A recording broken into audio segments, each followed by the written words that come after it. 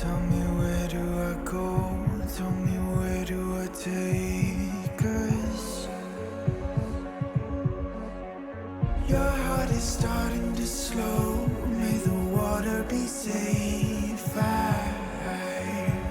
As I dive in, bloodstains washing underneath the waves. I'll be reaching out to keep you safe.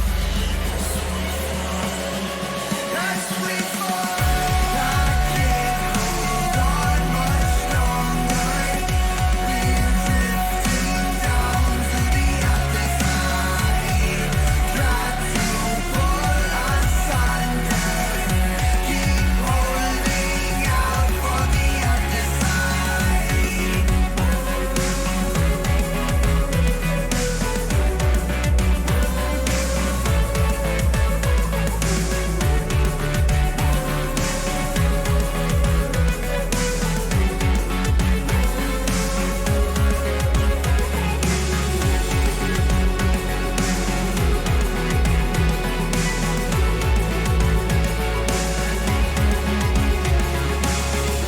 Tell me where do I go? Tell me where do I take? Where do I go? Tell me where do I take? Your heart is starting to slow. May the water be safe. Where do I go? Tell me where do I go? Where do I go? Tell me where do I take? Tell me where do I go? Tell me where do I take? Your heart is starting to slow. May the water be safe. As we fall, I can't hold on much longer. We're drifting down to the other side. Try to pull us under. Keep holding out for the other side.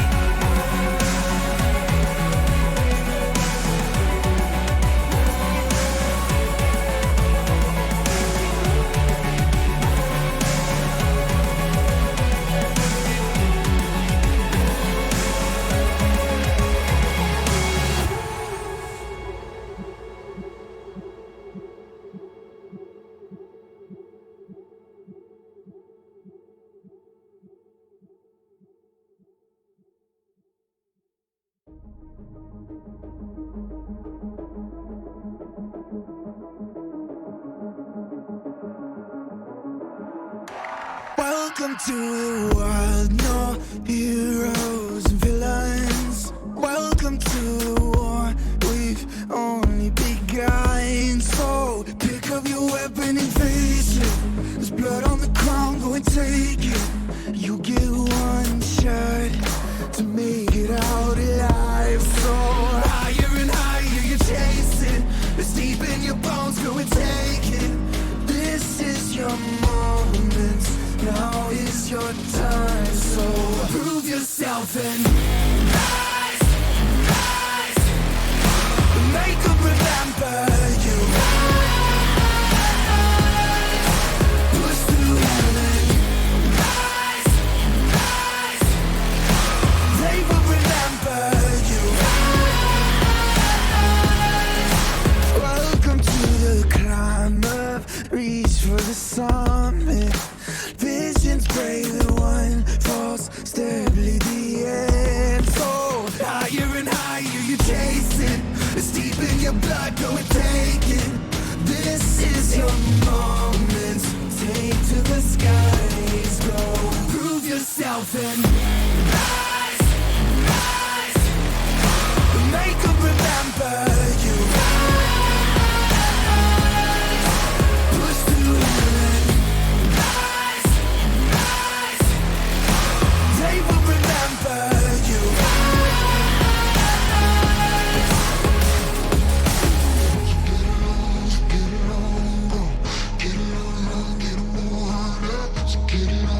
Get it on, go.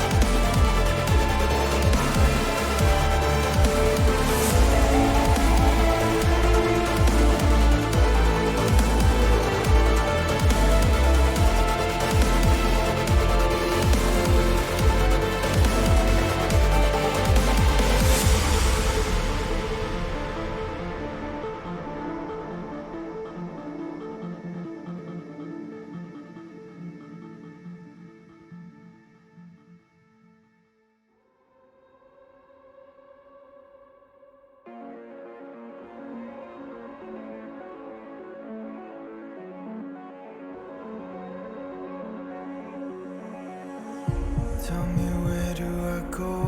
Tell me where do I take us? Your heart is starting to slow. May the water be safe. As I dive in, bloodstains washing underneath the waves. I'll be reaching out to keep you safe. As we fall, I can't hold on much longer. We're drifting down to the other side. Try to pull us under. Keep holding out for the other side.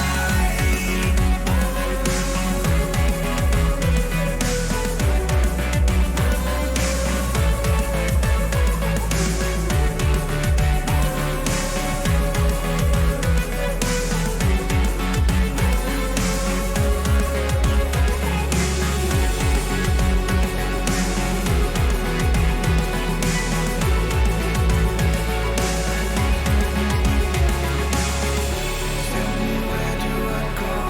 Tell me where do I take? Where do I go? Tell me where do I take? Your heart is starting to slow. May the water be safe. Where do I go? Tell me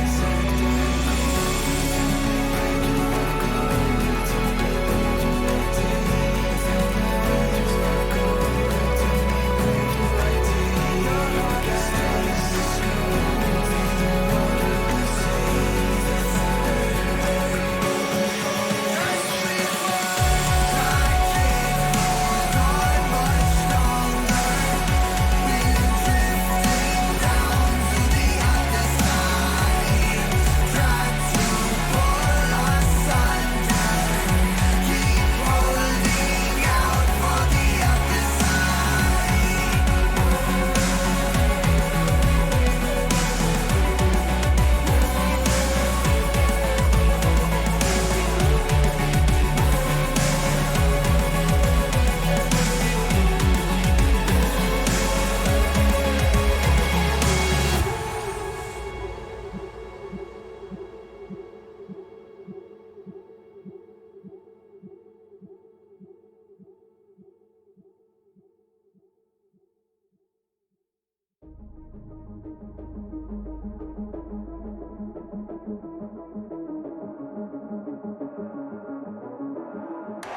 Welcome to the world, no heroes and villains. Welcome to the war, we've only begun. So pick up your weapon and face it.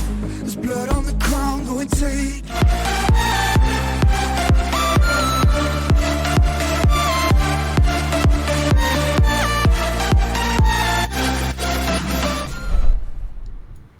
Welcome back, everybody. It's the second series here of VCS English. It's the final series of our week. What a week it has been. It's gone by so fast. Excuse me. Series 1 was action-packed, back and forth. In the end, it was Garm, the reigning champs. Well, not champs, but they're currently winning the split. You know what I mean. The dominant team The at reigning the moment. regular season champs. Let's say that. Yeah, can you tell that I choked on some water during our transition, so I'm a little bit thrown off. Regardless, it is we are moving into a bit more of a chill match. It is Cerberus taking on Flash. There is a very big gap between these teams. However, I know what you're talking about. It's time for the reigning champs to come in. well, True. yeah, Flash are the actual reigning champs, of course. 3 different players, and their fortunes this split are very different, as they have fallen to the bottom of the table. And Cerberus are currently in second position, and with SGB failing to upset Garm, I think Cerberus is going to come in and take this one very seriously because they want that second place. It's a pretty big difference between first and second. And they can soft secure. Second and third. Like Other way around. I'd call it soft secure players because it's not. It's not sure, definitely not mathematically sure that they secure players with a win here. But going to 8 serious wins is very close to securing it because SPTC only has 3 series left. They're on 6 wins. They could potentially get to 9, but that would mean big upsets. Team Secret has 4 series left and they are on 5 wins, so they can at max get it to 9 too, which is very unlikely. So 8 wins is not quite enough to lock it today, but it's getting them very close to locking playoffs. And of course they want the second spot to secure a better matchup, to avoid GAM in round 1 and maybe get to choose or at least get an easier opponent than GAM or SGB. Yeah, the way it's looking at the moment is if you come second, I don't think you get like first is always going to choose fourth because I think at the moment there's a pretty big gap between the third and the fourth best team, whether that turns out to be Team Secret or SBTC. I think Saigon Buffalo or Cerberus, depending on who comes third, is pretty far ahead. So GAM is always going to choose fourth, which means second just plays third. It doesn't really matter which side of the coin you're on. But let's not talk about playoffs. Let's talk about this game.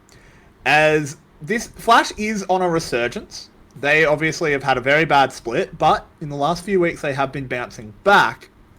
Yue, do they have any chance against the three-headed dog?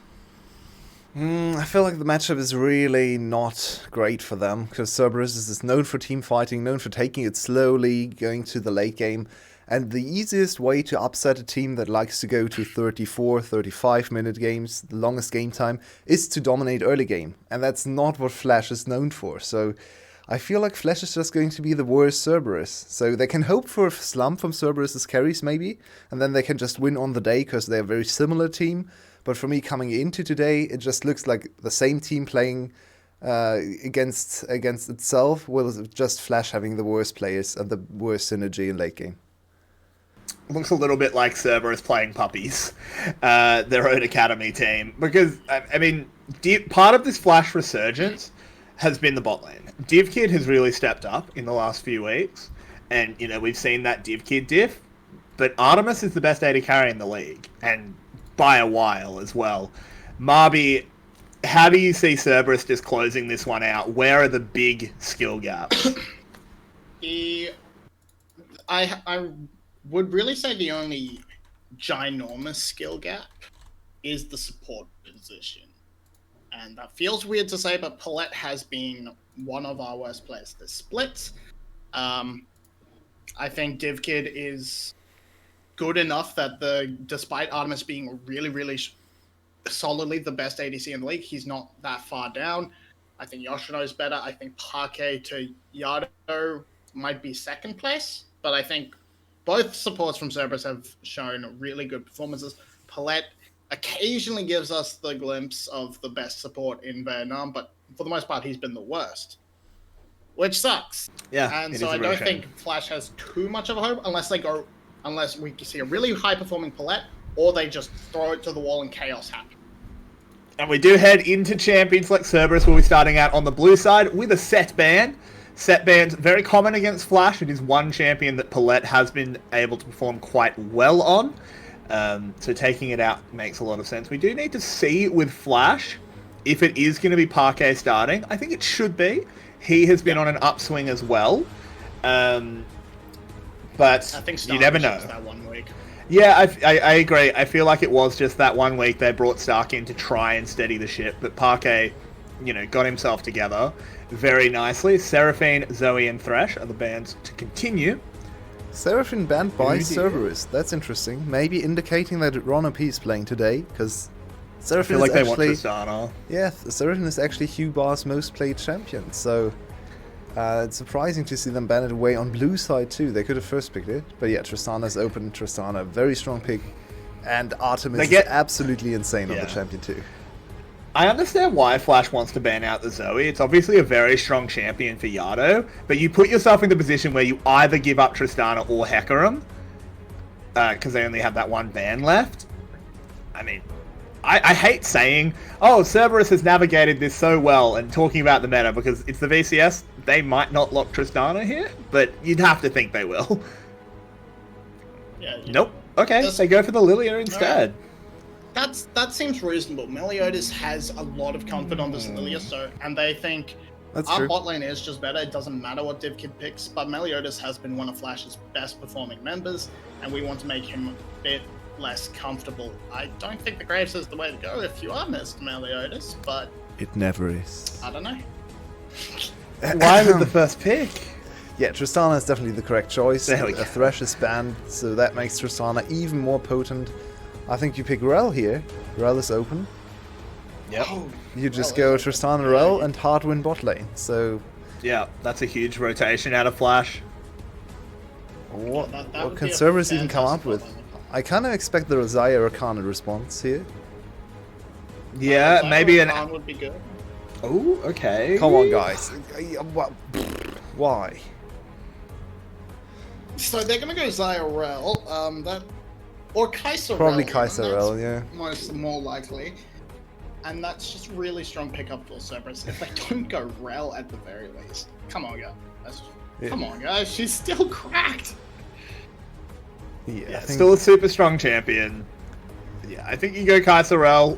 Maybe you don't lock the Rel if you really think you have something spicy, but Kai'Sa Rel is such a strong combo. I don't understand why you wouldn't lock it. Go. There it is. This is a very strong first part. This is a very good blue side draft as well. You basically ignore what the enemy is doing and just draft yourself the highest power pick champions in the game right now. Lilia very high up there in jungle tier list, and then Rel and Kai'Sa. Super strong combo.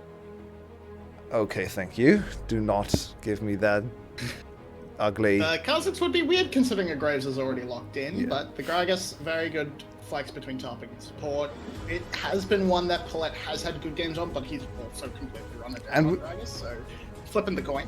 And very good support Gragas players. Taki, for example, can actually counter the engage from Rel and make her accountable in lane very easily. So we've actually seen that with Taki into Palette's Rel. So maybe Palette learned something when he got absolutely wrecked by Taki in the bot lane. Syndra and Lucian taken away, targeting the mid lane from both. Hake has struggled with the champion pool. I would expect to see an Orianna ban to come in as well. He still has Orianna and Azir available to him though, so he shouldn't be in too much trouble. I would definitely ban the Orianna. Azir got a pretty big nerf in this patch, so I feel like putting him on Azir is not too bad for you. So I'd like to see the Orianna ban. Malphite. Malphite is a mainstay ban in the VCS. People who have never seen a game of VCS must be so confused looking at the highest presence champions like, Malphite? Why Malphite? I'm actually confused because Malphite's already been picked. Yeah, I mean, if you watch the LCS today, you saw Tristana is Malphite. Yeah, true. But yeah, no, Malphite, super common top lane pick in the VCS. Very strong. Orianna here.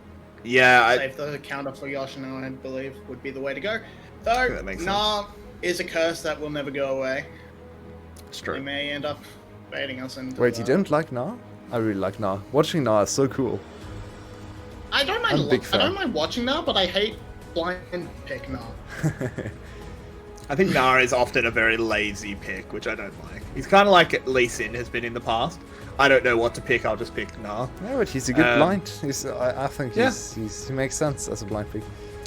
But regardless, he has not been locked in. It is that Snap Orianna that Marby called. Makes tons of sense. The composition lacks a little bit of engage for me, for Flash. So that they would like to follow it up with a little bit more engage. They now just gifted over the Gnar to Flash as a nice engage tool, so I'm not too happy with this Renekton pick, but of course it's Pun, so he's but one in disguise. He basically just plays Renekton every single game. Just plays Renekton every game. Yeah, he's a big fan of the Croc. And Yado, considering the Victor, something he has played quite a few times, has had good success as well. I think that does well against the Flash comp as well. Yeah, so much zone control. It's so hard for Tristana to do anything against the Victor later on. Ooh, it is Palette. It's Palette. This could be enchanters. Oh, no. These hovers are not That was jokes. the worst one. I think it should be the Rakan. They need a little bit more they engaged. need I help like with it. the engage. They need the engage. I think bot lane 2v2 can be hard though for Rakan into Rel Kaiser. He's a very squishy boy, so not too sure about this one. Would have liked to see a little bit more of a stronger laner for Palette, because Rakan, he's known for his Rakan, but not in the good ways. Go to the Discord, type !Palette, and enjoy your Rakan gameplay. One of my, I still think that might be my favorite clip that has ever been made of our stream. It's I don't know. amazing. I'm a big fan of Simon. Yeah, ooh, Simon is a contender. Ooh, I guess it's close. But these compositions, look, does Cerberus, like, do they have other drafts?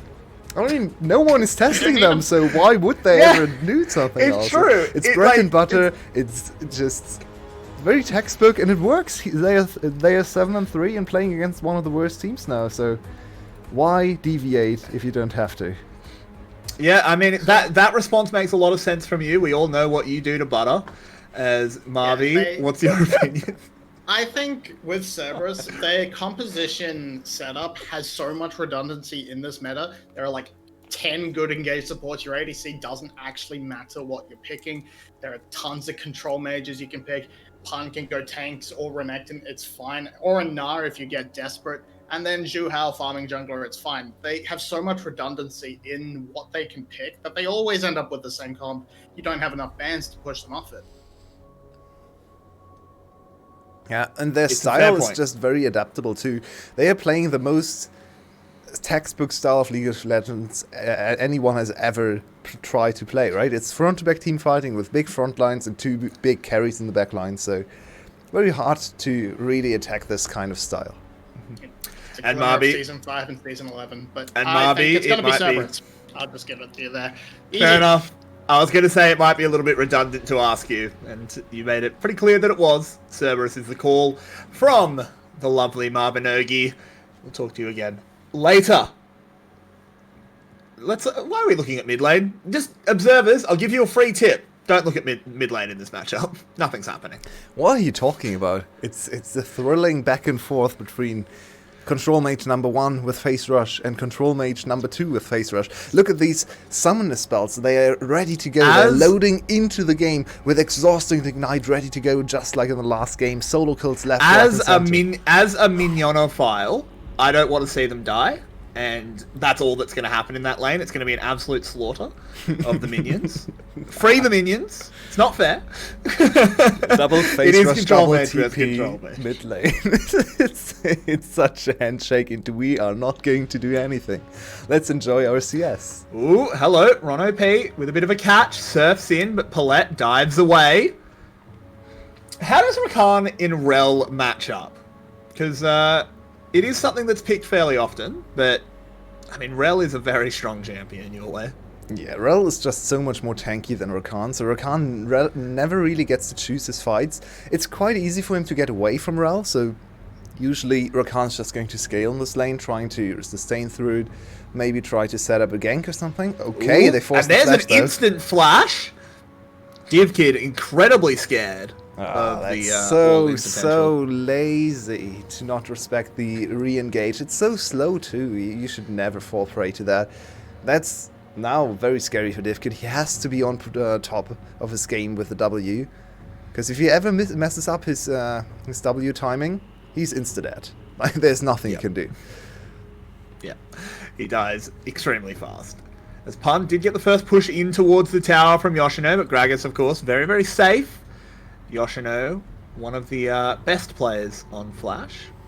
Very cool hairstyle. We finally get to see and rate the hairstyles again. Yeah. Yoshino looking fresh. I like it. Yeah, Yoshino. Big fan of Yoshino. We are at VCS English. Gives us a lot of inside looks at the VCS. His English is very, very good, which is always nice, because it's not super common in the Vietnamese league. Yado, the only player we've ever interviewed. That was very enjoyable It's too. true. Very, very good English. And Yado, Yeah. it's his birthday today, so I wish him a happy birthday. Talked to him before. Big fan. There's Zoe Main himself, and he has been a very, very good player for his team as well, bringing all the damage. But now Pan in trouble. Oh, Pun flashing away, but he gets belly bopped. He gets smoke screened. The second... What Oh, the hell? Yoshino, he wants to do this. They go under tower with the flash forward. And Meliodas will pick up first blood. Meliodas was not ready for this aggression from Yoshino. That was a split-second decision from Yoshino to go under turret for sure. Because Meliodas, you saw him already disengage. Ooh, this teleport. Okay, Pun, he does just slice away immediately. Just teleport to the turret. Why can't people do this? To be fair, I think in delayed that case the- it was because he knew he was safe, but he wanted to hold the minions where they were. Yeah, it actually delayed the minions coming in. It was quite a good teleport. If it's Yeah, that was fine. 2-3 centimeters further into the lane, I think he just dies again. But yeah, good execution from Yoshino especially. Landing back-to-back E's to stun Pun. Yep, there it is. There's the first one. Look at the second one here. Meliodas was not ready for this. He already turned around. He was like, okay, you want to go? Okay. That was a snap call. We come out of the replay and Artemis has had a bad time. The satchel charge was pumped up. Doesn't take him down, but definitely forces him out of lane. Nice secure there with a W on the cannon. Palette should have blocked that. Should have. Palette should have done a lot of things. As Double summon is back down up though on the top side. for Artemis. 20 which means- CS ahead. Yeah, he is very, very vulnerable now in the bot lane.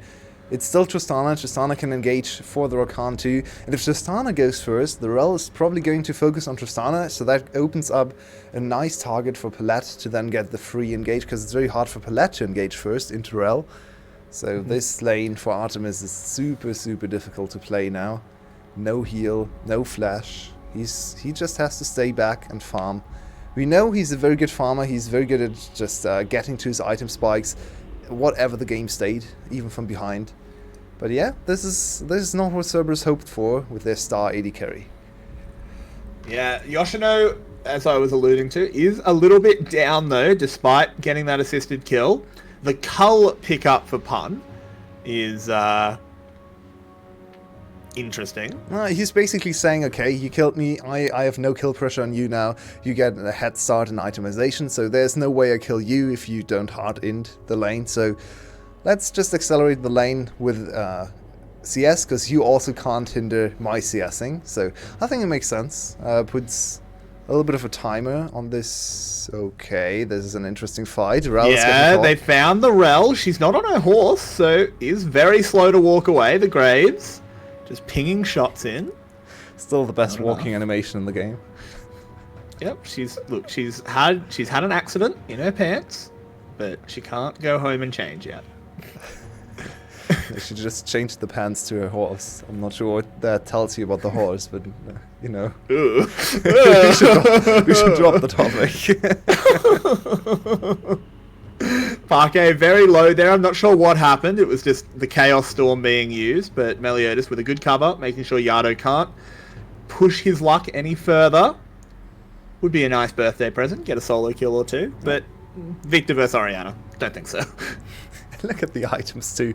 So we are on double safety summoners, double safety rune choices or mastery choices, and then double tier and double cooldown boots. This lane is the quintessential we are not going to do anything in this lane setup. No one is even going Verdant Barrier because they know the enemy team is not going to deal any damage, because there's no damage right now. Zhu Hao is watching his blue buff get pulled. Pun coming on in. It's the double sleep. Lilia, here we go. And now Pun has to actually convert because Parquet has arrived well before Yado. Gravity field up will force Flash to back off. Good save from Yoshino though. He secured the way out for Meliodas there with a very nicely timed ultimate to keep Pun from advancing further. So, nice counterplay from Yoshino. Decent play from Zhu Hao. It's kind of sad for him that it doesn't result in anything, because now he doesn't have the flash, so... Lilia a little bit vulnerable. At least she's level 6 now, but no Lilting Lullaby available. So, back to farming. We are back to a very slow game state. I say back to farming, but instead he's just going to help his top laner push out the wave for a better reset. Yeah, makes sense too. Man, oh, hello, Ron OP, taking a lot of damage, has to try and find a way out, but the satchel charge will ensure the damage. Artemis now can't trade it back because of the jump away. Wait, I'm pretty sure they had the kill on Artemis, honestly. Palette is level 6, he's not level 6. You can just Rakan ult him down, then W for perma CC. Your Tristana just hit level 6. I'm pretty sure they had the kill on Artemis there. But I guess I don't mind them not taking the risk though. Yeah, they already got one fair. kill. You don't need to. That's fair. They still get one kill, and that's a very nice induction of gold for DivKid. Yado, not sure what he's trying to do, but Yoshino super low on mana. Yeah, they don't necessarily want to fight this, and Zuhao has now arrived, the ball in the wrong position, Chaos Storm onto Meliodas, but he just smites the Herald. And Cerberus not able to respond in time. Flash with a good early lead. Ooh, it's a good engage. The Lullaby comes on into the gravity field. Parquet flashes.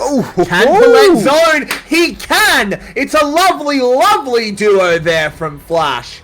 That's what we want to see out of you, Palette. Great combo to disengage from Flash. Palette and Parker working in tandem to prevent this from happening. DivKid gets another plate, so it's a win on all sides for Flash. They get a plate in bot lane, they get the Rift Hold, they get out cleanly, they force so many ults. Once again, Zuhao not successful with his lilting Lullaby, so in the end, when we take a step back and look at the overall score, 10 minutes into the game, Flash 1k gold ahead, cleanly. They have the Rift Hold to get even further ahead. All their lanes, apart from top lane, but the matchup is kind of a given that this CS difference is going to happen. But everything else is looking good for Flash, and yeah, the bottom tier team in a better spot Yado than expected. has to flash. A little bit, a little bit thoughtless once again from Yado. Thinking about his birthday cake a little bit too much. Ooh, I could go for a birthday cake. Agreed. But he has to play the series first, so... I haven't eaten cake since quarantine started. Oh my god, you need to... I'm actually... I really like to bake cake myself, so I get to eat my own cake. I bake cookies, is the thing. I like making cookies. Cake is a bit too much of a faff. Oh, it's a lot of fun to eat, actually. I like it. Oh, I just have a terrible oven. Okay, fair enough. But anyway, let's focus back in on the game. I'm sure no one wants to hear about our baking talk. As Artemis, maybe he wants to hear about cakes because he's currently getting ganked. And that's not much fun, but he does play it well, flashes away. Flashes away, not sure if he had to, but he plays it safe. So now he's once more invulnerable for the next engage from Palette.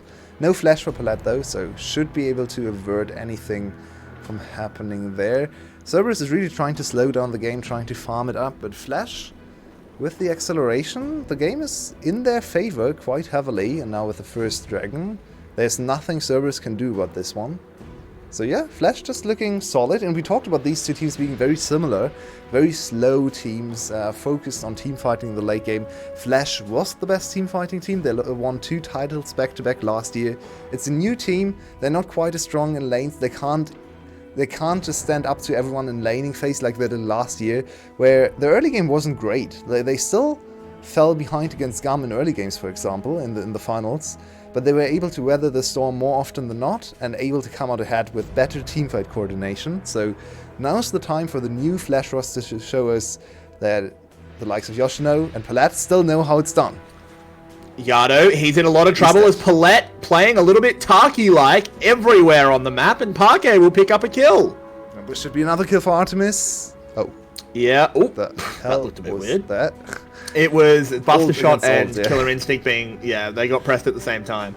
So the Buster Shot actually just broke the shield from the Kaiser ult. Punt, flashing away in the top side, and currently Flash are calling all the shots. Yeah, and Cerberus is just behind play in every single lane. They seem to be surprised by everything Flash is doing. And yeah, they should try to keep track better. If you look at the map, look at the vision setup, it's all Flash. There's not a single blue ward on the map we can see right now. It's all Flash, they control everything. They are more than 2k gold ahead by 12 minutes. Not what I expected coming into the series, for sure. Looking like the better team so far. And their composition is nothing to scoff at either. They're very strong in the late game. Yeah. Double late game carry composition for Flash as well. Oh, Ron OP is dead. There's a bush lurk. There's the bush. Oh, Ron OP is super dead. There's been a murder in the bot lane. Tristana, ban her every game because she is so broken. Look, I'm saying VCS English Discord had a scoop. It's DivKid Diff. You know, we were told first up. Yep, DivKid Div. that it was going to be Div Kid Diff, and so far looking like that. So far, it Artemis kind is of just looks like unable to Palette keep Diff, up. which so far Yeah, there have been weird. a lot of games with Palette Diff, but not the kind of Palette Diff you were hoping for. So it's good to see the Palette Diff actually being in Flash's favor for once. Really good game so far from Palette. Div Kid as well, of course, on the Tristana, looking very strong so far. And it's a 4-0 kill lead. Cerberus need to find a way to set a foot down in this game, because so far they're just floating around, no idea where to go. Trying to get some creeps here and there, but they're falling further and further behind. And Flash, as you rightfully said, is calling all the shots. They control all the spaces. Look at their vision control once again. It's insane. Yeah, and this is the frustrating thing about Flash, because Flash is well coached. Like, Zerg took them to two split championships. The team changed, but the coaching didn't. They're a well-coached team. Palette has the potential. This has been an awful split from him, but he is a good player on his day. All of their players have the potential. It's why it's been so frustrating watching them lose so much. And then they play like this, they bring it out, the stars align, and suddenly Flash look pretty damn good. Yeah, it's really good to see. Yoshino and Pan are having a scrap. They have been better the last few weeks for sure. They're not looking like an 8th place team anymore. At the start of the split, it was doomed. They just looked like the worst team by far. They looked way worse than GLX and BTS. Now, they're way closer. BTS stepping up, Flash stepping up. The bottom tier teams are no pushovers in this league, apart from GLX maybe. GLX is still a bit of a free win right now. But the other two teams, yeah, they can't really make playoffs, but you can't ignore them on your way to playoffs. Oh, here they go. Yado in a lot of trouble. He is shocked. He is awed. And now with the teleport coming in, it's Pun. Needs to be very careful. It's still 2v1. Lilia only now arriving as Meliodas manages to dash and Gale Force away. And that's another initiative taken by Flash. Cerberus is just struggling to get anything on the map. Yado, his birthday present from Flash is not well received, because he's 0-2 in lane, not doing well for himself. They're falling more and more behind. It's looking at 3k right now, more than 3k at 15 minutes. If you told me that before the game, I would have said, okay, Cerberus is stomping, apparently. TSM from Palette, nice, I like to see it. Hey, I'm just saying, he wouldn't have cost $6 million, but they do turn it around. Zhu Hao picking up one. Oh, Zhu Hao though, he smashes his face into a wall. Poor Bambi, and now the turn is coming, but Div Kid can't hop forward again. But they do have control of this Herald, should be able to pick up Shirley. The first kill for Cerberus though, finally finding a little bit of success. Zhu Hao finally with the first kill for them. They will still lose the objective, and this should catapult the gold lead to something like 4k. Look at Div Kid, he's so strong. We have seen a little bit of Div Kid Diff in some of the later games. He had a very rough start to the season too. Bot lane was slumping. Actually, everyone was slumping on this team. Mostly bot and jungle, I'd say. But now, Div Kid is actually forced to be reckoned with, and yeah, this is just a good flank from Ronapi and Pun to kill Parky immediately. It looks good for Cerberus, but they're so far behind in Zhu Hao. Yeah, that was not the way you wanted to Flash. Play out the Flash. Very nicely done from Div Kid once again. Just knowing exactly where to stand, when to strike. Oh, Zhu Hao, you idiot. Killed himself. Yeah, he just ran to the turret when the turret had an E on top of it. Yeah. I'm sorry to say that about a player, but that was just very, very silly. He just sprinted it down. He respawned and sprinted it down. Okay. That was just a turbo hint. Now Rod OP getting popped up, but should be able to get back under the tower, is in horse form. But they want this mid tower, they crack it open, claim some standing gold. It's domination from Flash. They're playing a clean, calm and collected game with aggression in the right times, but no over-aggression, not trying to go for any silly dives or anything. The only death so far from a very good engage from Cerberus, so you can't even fault Parky very much for that. Maybe his positioning could have been better, but they still won the fight, so it's looking clean. It's looking like the former champions, but sadly it's a little bit late. If you look at the scoreboard, 2-8 in series. Well, Flash. There is still a prize. There is still a pretty solid prize available, and it's dodging relegations. the hope is still alive. It's going to be hard to catch BTS, but definitely not impossible. And taking a scalp off of Cerberus would be a massive, massive notch in Flash's belt if to try and dodge the relegation tournament. Yeah, for sure. They need 2 more series or winning against BTS, but yeah, this would be a very good first step. And SGB would be super happy too, because Cerberus winning today basically confirms Cerberus number 2. If they lose today, SGB has another shot. Cerberus right now is sitting on a very good game score though, +8 I believe. So very far ahead of SGB for example, and SBTC and TS are even further behind. So as long as they win at least 1 game against Flash today, they should still be firmly in control of 2nd place. But of course, they're counting on the win today. I would be sad for Yado to go down 0-2 against Flash on his birthday. So let's hope for a little bit of. I mean, let's not start calling second games yet. As a teleport coming in, and there's a catch onto Artemis. I'm not even sure how did you get here, Artemis? It's another kill for Diffkit. It's Diffkit Diff in this first game. Did Artemis just like, I have heard tell of a land to the west? I think it's all an explorer. It all comes back to the good vision setup for Flash, taking time to actually ward the enemy jungle to catch someone in rotation. This time it was Artemis. Overextended, no Flash, just walked to mid lane, but Flash caught him when he tried to go there, and it's another free kill. They almost get the turret. It's just textbook play, clean, calm. It doesn't look like VCS at all. It's very, very slow gameplay. 20 minutes, only 9 kills. What is happening? We're so your sub way 0.5 combined kills per minute, by the way, in this game. Your way. Can I teach you a term? There's not much to see in this. This was Artemis just getting caught out. It was a barrel that put him there. Well played out of Yoshino. Yep. Artemis nearly gets away, but not in the end. Can I teach you a term though? Because you have been talking about. Oh, hello. We might have to just watch Parquet die. Up on the top side, was caught out. Good job, Cerberus. Hey, we need this thing people use for child's birthday parties. This is dirt. I'm not sure what it's called. Where you. I have no idea what you're referring to. That's right.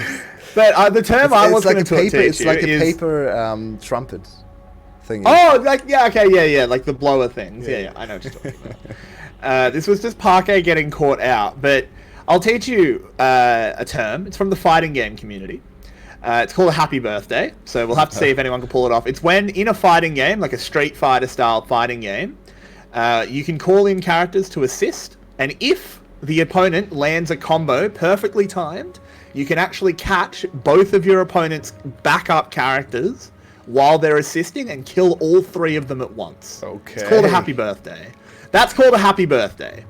So we'll have to see if there are any big happy birthdays in this game, because Yado doesn't want that kind of present. Nope. You at least got a kill now, so you should be on close to the 3rd evolution. This champion can be a 1v9 champion later on. He still needs a little bit of time. 2 more items maybe. But Cerberus, 5k gold down, close to 5k gold down.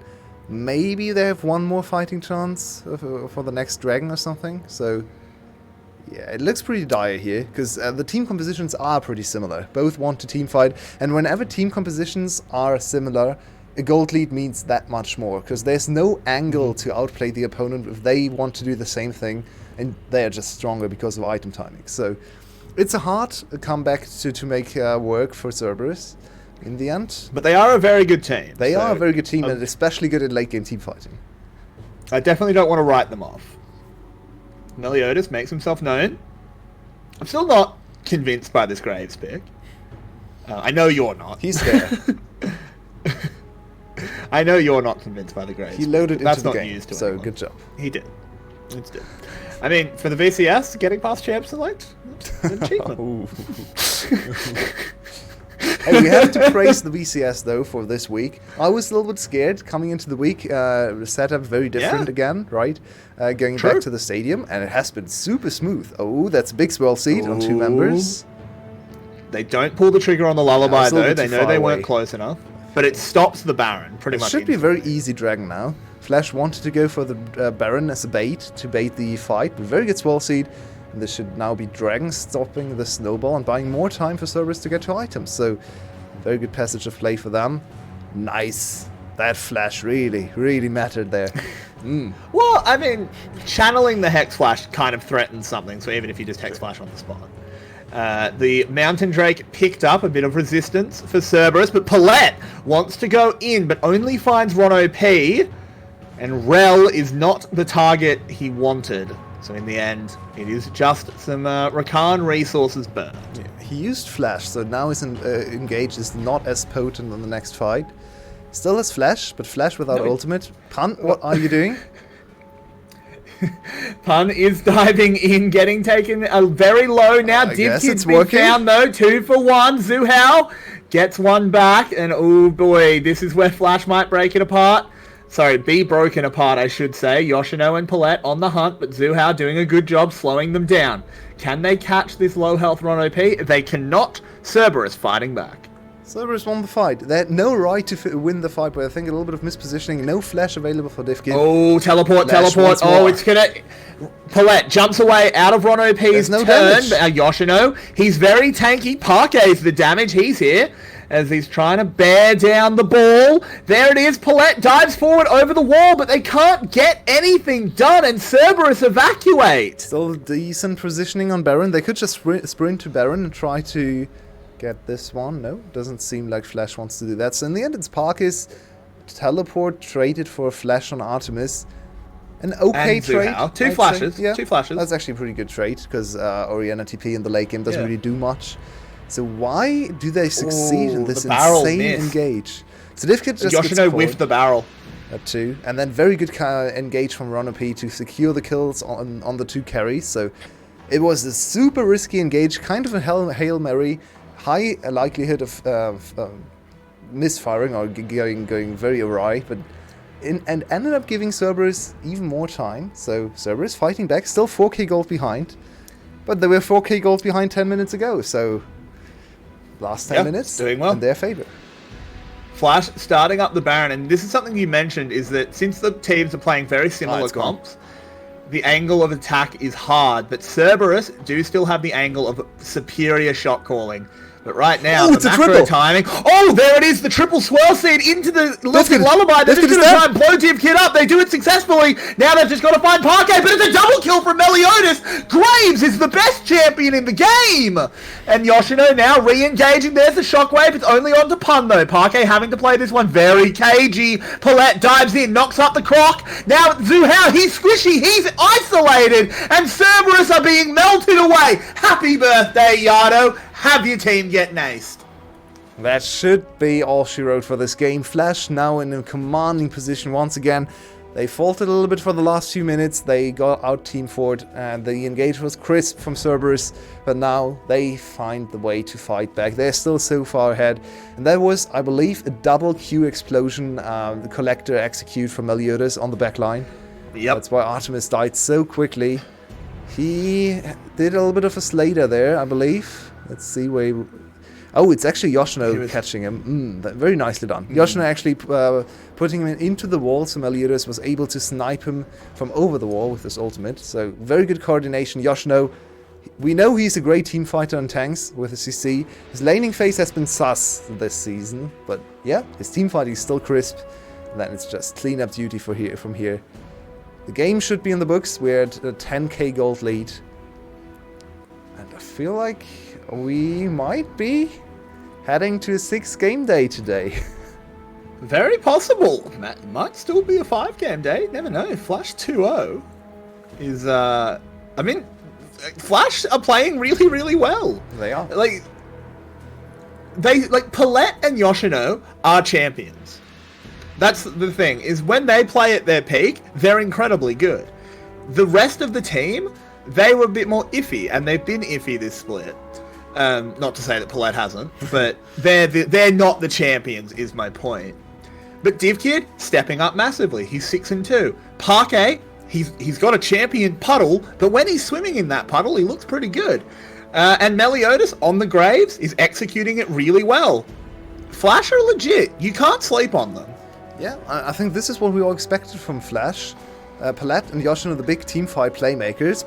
Pun has gone in, found the back line, but the buster shot from DivKid diffuses the engage. Palat with a knock-up into the shockwave. Can DivKid fire? He actually didn't take the angle to do so. Yoshino with the big boy barrel, giving everyone a drink, but there's a lilting lullaby on the other side as Parquet's been burned down. They take out DivKid as well, just as we praise them. No. Oh, it's the tradition. We praise a team, they interfight. Oh man, it looked so good, but they can't confirm the kills. Look at Zuhao's health bar, look at Yado's health bar, so close to actually winning the fight. In the end, DivKid, over-aggressive, Parquet gets scored. And I think Yoshino's ult looked really good at the start, but it kind of Yoshino's in a lot of trouble. Yeah, he should be dead. But Meliodas against Yado. And Artemis is here too. But Artemis is there as well. That's the issue. There's the killer instinct, the big shutdown. On the other side, though, Yoshino goes in and finds the Lilia. This actually makes this dragon a little bit dangerous because Yoshino's very tanky, but he's not going to get close enough to be able to go for a steal. To really threaten a big steal here. It's a big comeback fight. They're still 7k gold down, but they delay the Dragon Spike once again, so now Flash has nothing to do on the map. Sieging is hard against this composition, against all the control from Lilia, from especially Yado on the Victor, so they have to wait till the next Baron, and this time I hope Cerberus is going to be more aware, more conscious with their decision making and their control when it comes to vision setup around Baron, so this game suddenly got a little bit more spicy. Cerberus has so much more time to scale up. Look at Victor's items. He's closing in on a third one. He's a very big boy. Of course, Orianna already does have her third item. Completed that Banshee's Veil. I would love to see a replay from the fight to see where it all turned around. I think DivKid might have mispositioned a little tiny bit. Not sure what happened to Parquet either. So, come on. There's nothing happening. Give us a replay. No. It's VCS tradition. We only get replays. No, you shouldn't. No, we only get replays when it's going to make us miss another fight. That's how the VCS works. It's tradition. So we wait until Baron spawns and then we go into the replay. That sounds like a good play to me. Let's go. Pun getting pushed in. Can't do much to Parquet, particularly with Palat shadowing, as he's very safe at the moment. Do you know which game this reminds me of? A very recent Cerberus game where they were very far behind, 11k. I know the exact team fight you're talking about, but I actually don't remember who it was against. It was against SGB and their Vel'Koz composition last week. They managed to come back. They were 11k gold down. Yeah. It's kind of starting to feel like that again. Cerberus, the masters of comebacks. It's definitely closer than it should be. Also, I'd like to remind you, the original massive comeback was, do you remember Cerberus versus EVOS last split? When they came back from 14k down, when they stole the Baron with a random, I think, I can't remember what it was, but it was something that dealt about 100 damage. It happens way too often in Cerberus games. Think back to the series against BTS. They should have lost that series, but BTS pushing in the top inhibitor and Cerberus acing them in their base. Okay! Oh, hello, Ron OP! Surfs on in! Dismounts! Palat trying to turn it around, but he's going to be put to sleep. DivKid firing into Pun. He can't do it. DivKid has to try and find a way out, but the buster shot's not good enough. And Cerberus are charging forward. They are cool, calm, and under-collected. The nerves of steel brace them and get them back. And when you try to play Cerberus style against Cerberus, you can get ahead by 10k gold, but in the end, Cerberus are the master team fighters. They are the best team fighting, late game team fighting team in the VCS. They showed once again, the gold lead is still 5k in favor of Flash, but I don't think they are feeling the gold lead right now. They got wrecked in this team fight, 5 for 1, and this should be the first inhibitor. Cerberus doesn't actually want to overextend for the inhibitor, so it's just the inhibitor turret. But how did this happen? Insane engage from Ron OP, nicely done. And Artemis stays safe on the outskirts, doesn't get caught by the counter-engage from Palat. Yado with insane... He's the best ADC in the league. He is, but Yado has to be the MVP of this fight, because he was able to one-shot the enemy mid laner and completely invalidate all the gold from Parquet. Parquet didn't even get his ult off in the fight, so no Orianna in the fight. Now Baron for Cerberus. Parquet might die again. Oh, there is a bit of a catch as Yosh surfs on in. Paulette with a good engage, though it could all turn back around. Pocket. They've got the shutdown. They've got 2. Can they get a third? There's a good sleep to solve them back. Pun needs to live. Pun needs to live. Pun needs to live. Can he, though? Nope. They're charging forward. The Crocodile Rock has been put to bed.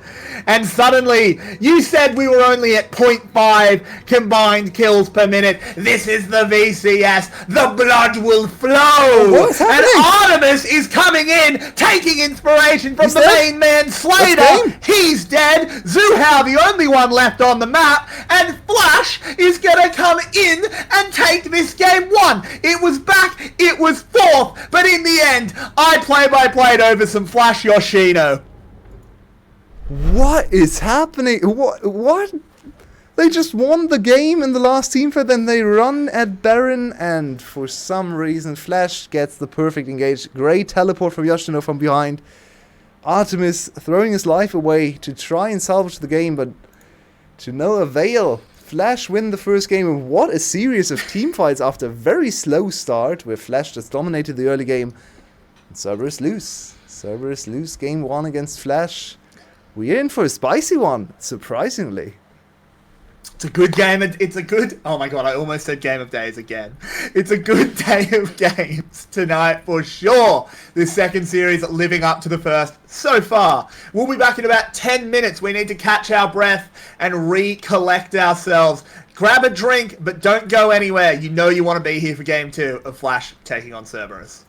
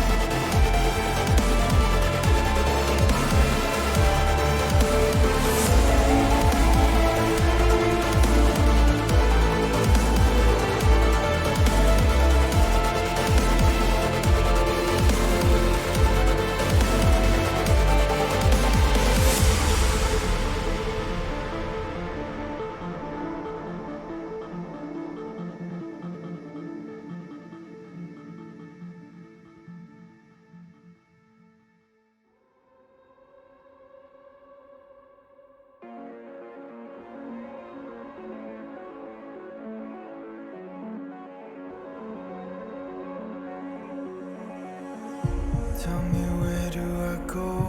Tell me where do I take us? Your heart is starting to slow. May the water be safe.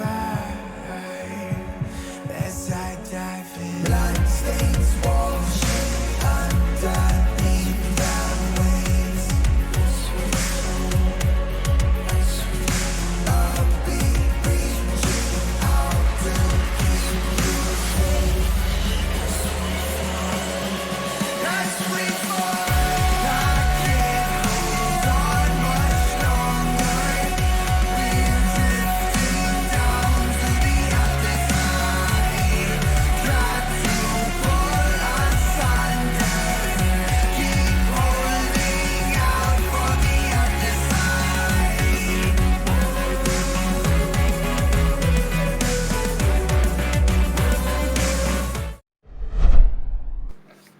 Welcome back, everybody. It's game 2 of Flash versus Cerberus. Flash have assembled the first piece of the upset. They've got to find one more, but the big three-headed dog is sure to bite back. Welcome to the VCS English Analyst Desk. My name is Everyday. With me, as always, is my lovely, good, attractive friend, Marbinogi, and your way. Nice. Anyway, Marby, what was your take on game 1?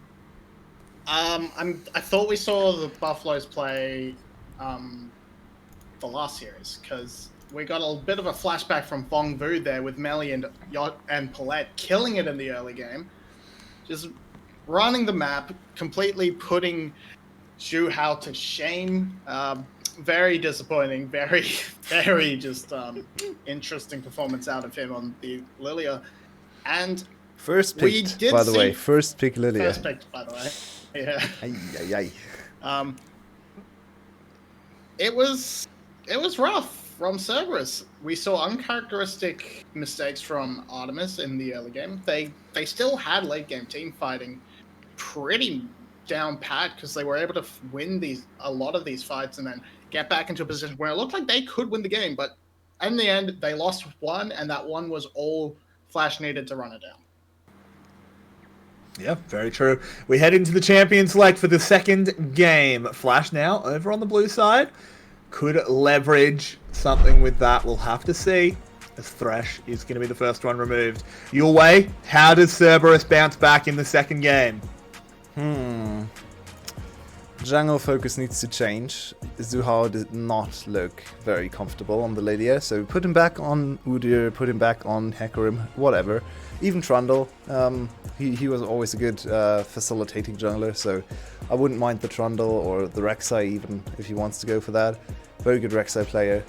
So yeah, I think the Lilia needs to be dropped, or a composition better crafted to enable Zhu Hao on the Lilia needs to come in. But yeah, I would say just start from the jungle position. It makes sense. Rel and Thresh both removed. Yoshino not getting round 2 on the Gragas. Makes a lot of sense. That makes sense. Had an insane performance. Tristana as well. So Cerberus is completely changing tack over on the other side. Tristana they're should really always be respecting banned. the ability to- Sorry. Yeah, so just really respecting the first pick Flash has. I really like Flash's ban strategy. Rono P on the Rel was almost dragged them back into the game. Flash, what the hell are you doing? Trying to force the trade again? What They trade? might get it. Udyr Lilia, Yeah. I believe. So Flash Yeah, wants makes the sense. Udyr first pick, but are fine with Lilia first pick too. So I think taking Udyr here is very smart, because Zhu Hao didn't look comfortable on the Lilia, while your jungler should be comfortable on both. Yeah, this is a very easy Udyr pick, and actually I feel like a pretty big win for Flash in the first part of the draft here. Yeah. I think this is good. You don't Of course, like it, Cerberus Marty? is not obli... No, I mean, I don't mind it, but I would have preferred, like, banning the, maybe you ban the Udyr and then force them to ban the Hecarim. But I guess with I this guess sort of setup it of could've jungle traded, it can work out. But And then, of course, if they ban the Hecarim in response, you get the Lilia. Meliodas loves his Lilia, so it would have been a really good decision, in my opinion. Yeah, they what I definitely... Yeah, Cerberus weren't obligated to pick Lilia with their R1. They could have waited for R3, but chose to just get it up. Wanted to see a bit more of Flash's comp before they committed anything too special, as they did get the Xayah as well. Xayah Kai'Sa, it's never ending. Never, ever ending. Let's see how Flash I like rounds out their Artemis and first Xayah phase. though. I think Artemis is an insane Xayah player, so I'm already more inclined to believe that Cerberus can make the comeback happen here.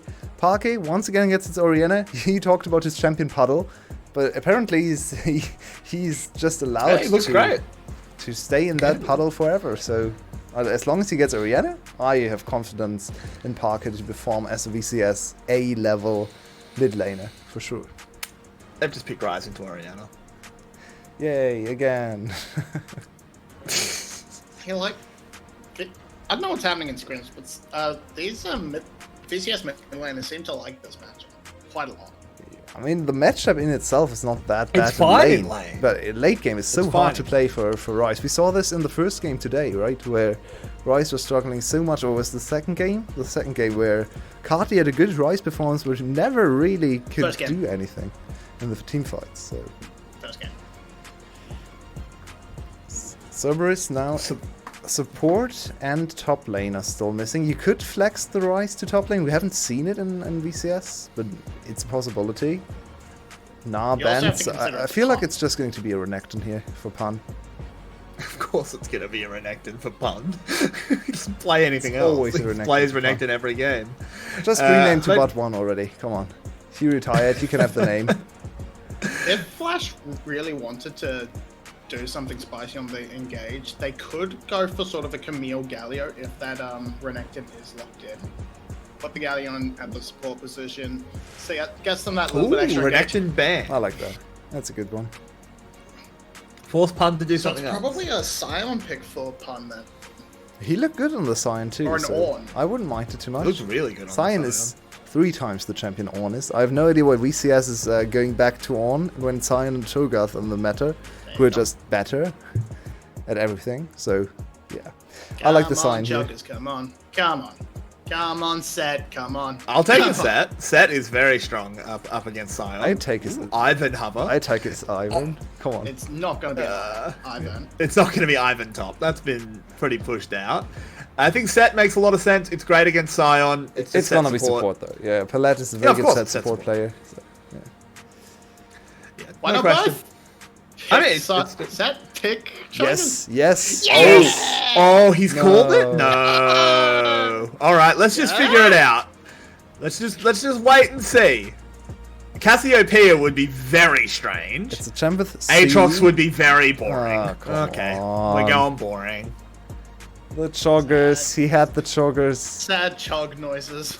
Oh no. We're back Yeah, to. sad void noises. This composition is a little bit weird from Flash. Very short ranged and then Orianna. Okay. Not what I would like. I mean, Orianna Aatrox is a very, very strong mid-game comp. Give the Aatrox the ball, he gets extra resistances, he gets the threat of another CC, so I feel like Yoshino is the main carry of the team here, with Divkit diving into the backline assisted by Palat. Don't really see what Meliodas is going to do. He basically has no purpose on the team composition past minute 15, so he has to really accelerate the game till minute 15, in my opinion. Yeah. I think overall the team Flash has gotten needs that first 15 to 20 minutes is the most important part of their team because they need a lead so that they can have enough priority to get to positions where Cerberus has to check into them because they can't really force much to happen without really good flanks from Yoshino or Colette picking up the Scion and dumping him back into his own team. Meanwhile, Cerberus, they have a lot more maneuverability around the map.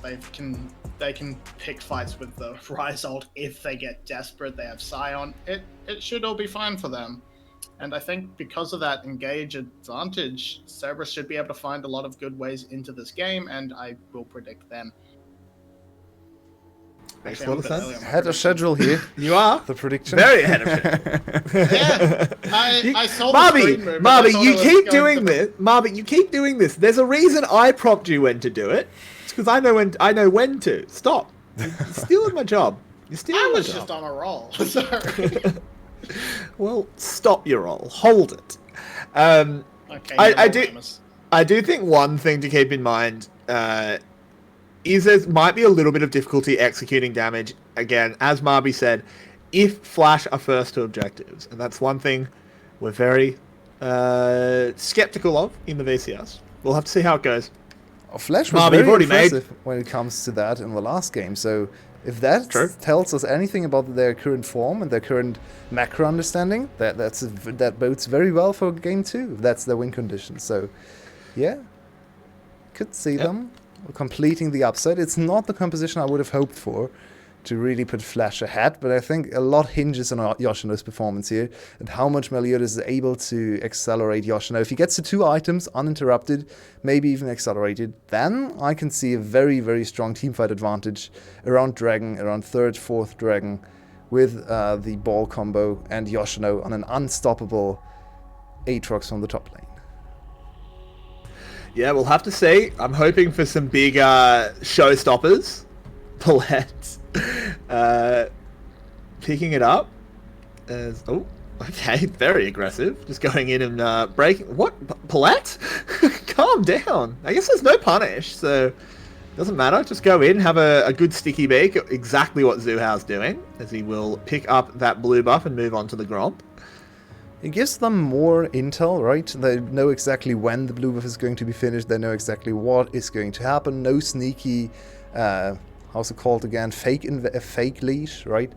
So you definitely know that the jungler started bot side. So we have mirror jungling, which means both junglers are going to hit different sides of the map. And interestingly enough, Flash actually focused on bot side, which strikes me as a little bit weird, looking at the composition. I think Aatrox is the star here and should be played around. But it seems like Meliodas wants to focus on bot side.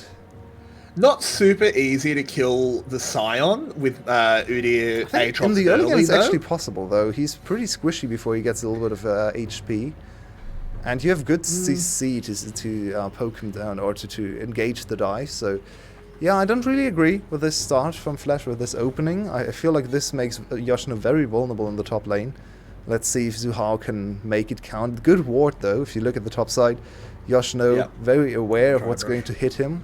They know exactly where Zuhao is, so this ward can go a long way to prevent him from dying in the early game. Because he is laning very aggressively, of course. Bruiser with more range into Sion, he's going to get the advantage. So He's doing well at the moment, has that health lead, only slight, of course. And Pun, not particularly worried about it, but Zuhao is here. Yoshino, backing off. yeah, the ping But came in. the Lilia is just going down to the crab. So we can see everyone pinging the crabs. There was a ward placed by Cerberus' bot lane as well. Palette now smartly already getting rid of that one. So now they don't know where Udyr is going. He's trying to sprint over to the topside scuttle, but nothing came of it. So now bot lane isolated too. No ganks on either side. Paulette! Okay. Going in, hits the haymaker into the big face breaker, gets the double stun. Artemis Paulette, is in trouble, but Paulette's in even more as he has to try and find a way out. It does not exist, and oh no, they've botched it. They pick up 1 kill on the backside, but here's the big boy Pun. Div Kid, you can run, but you can't hide. Rope-a-dope attempted, but bang, the Q comes down and Pun's having fun. And the perfect time for him to teleport too. Look at the wave. It was just shoving in. He's going to lose at least maybe one wave, but he's not going to lose turret pressure, turret HP. So perfect timing for the TP there. Now in a TP advantage for Flash, they need to make it count. Maybe Yoshino can come back into bot lane and secure another kill. Would go a long way for their chances in the mid game, in my opinion. What an outplay from Cerberus. They hit level 3 here. It looks so good for is there Palat. is it a headbutt that knocks Div Kid away? Let's see. Palat W. He starts with W and Ignite, so it looks like he's going to kill Artemis, but you have to remember there's W. He used absolutely all of his skills at the start of the fight, so Set not able to lock down the kill. Divkid, luckily enough, gets another stack of Hail of Blades, so he's able to get this one. Could have been disastrous. At least Divkid gets one back, so in the end it's a 2-for-1 with teleport invested from Cerberus. It's a winning play, but it's not a hard winning play, I'd say. But now Palette... Oh, and we come back to live, and Palette slams the fist forward and breaks himself a cow. Shouldn't have doubted him. I thought he was back to his inting ways, but Palette is here to play today. I wasn't sure what we were coming back to. I completely agree.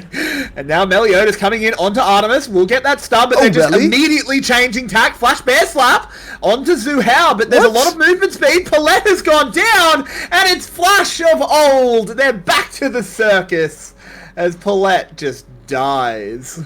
No need to go for this over-aggressive dive. Maybe Meliodas can try to chase down Zhu Hao. Yeah, but Palette, why? Why did you just offer your life to Artemis? You should never do that. Palette gets another very good engage, very good stun here on Artemis too. Okay. Wait, when did this happen? This is not the kill we saw. He killed him before it and then killed him again. Okay. Respectable. Respectable. I respect the hell out of that. It's true. I respect. Look at this damage from Palette too. Bang. 202 damage. Who are you, cow? You get all the resistances? Yeah, I have true damage. No problem whatsoever. Set's the best champion in the game. Your way. I keep trying to tell you. It's looking damn impressive for VCS supports. I think we have a few set specialists, and whenever they decide to pick the set, they look damn good on him. He's a very impressive champion when played correctly. So much threat, so much. The engage range is so high in bot lane, and so much damage, especially in the early game. Cerberus is not done though. They want their revenge. Oh, there's a realm warp. Yeah, Divkid, it's going to struggle to get out of this one. I think he just has to sacrifice himself. He's just way too far forward. He's going to try and buy time. He wants to die to anyone but Yado.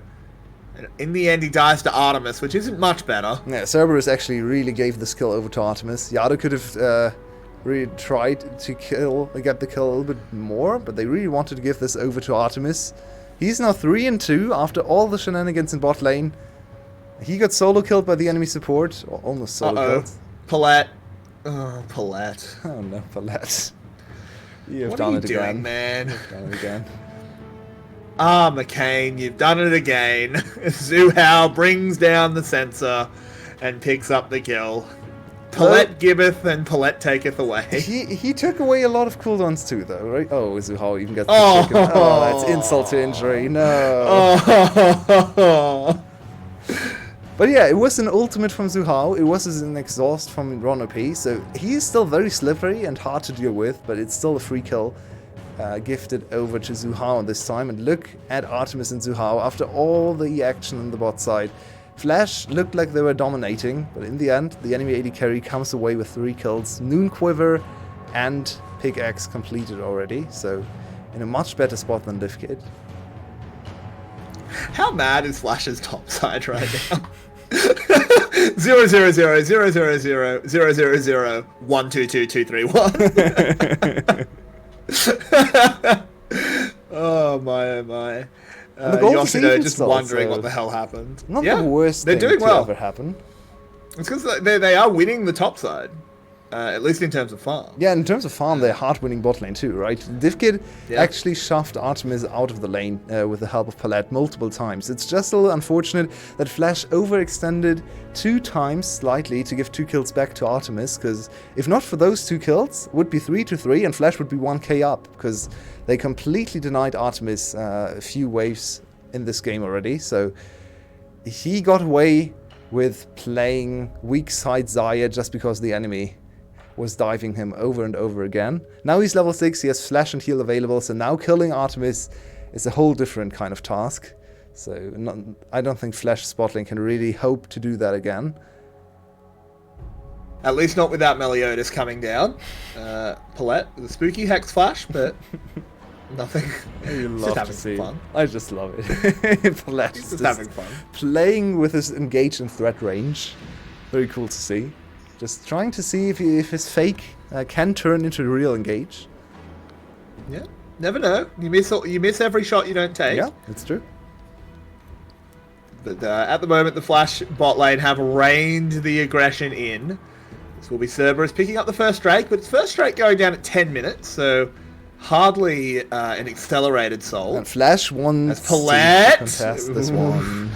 I mean, does Flash want to contest it, or does Paulette want to contest it? So half Flash Because forward.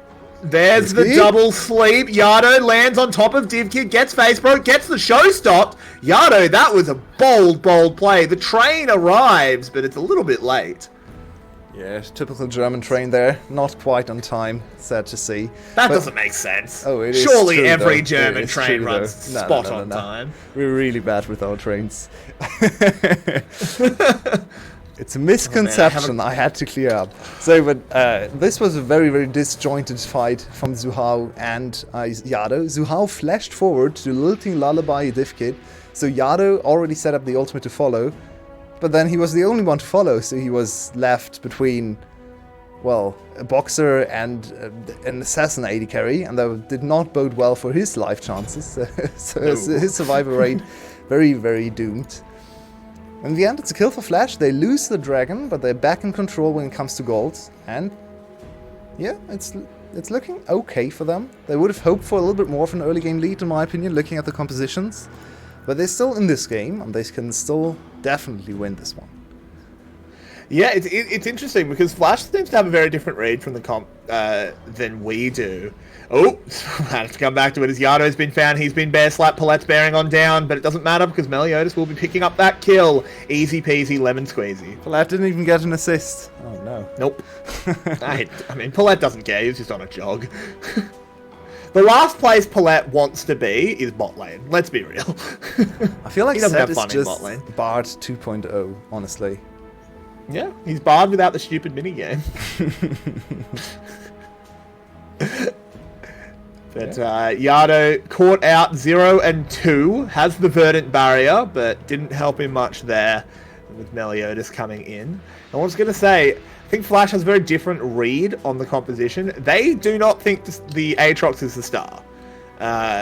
In fact, top lane, pretty much nothing has happened. Very surprising to me. Yeah, but maybe their read is better than mine. We're going to see later on. Aatrox is still in a good position, right? Even though they have not played around him, maybe isolating him and giving him all the time to wail away at this mega tank in the top lane and create a decent CS lead, 20 CS right now, is enough to make him a strong champion in mid-game. I would have really liked to see them double down on Yoshino, especially after the game 1 performance where he was stellar. He was very good. He was one of the deciding forces with all the CC.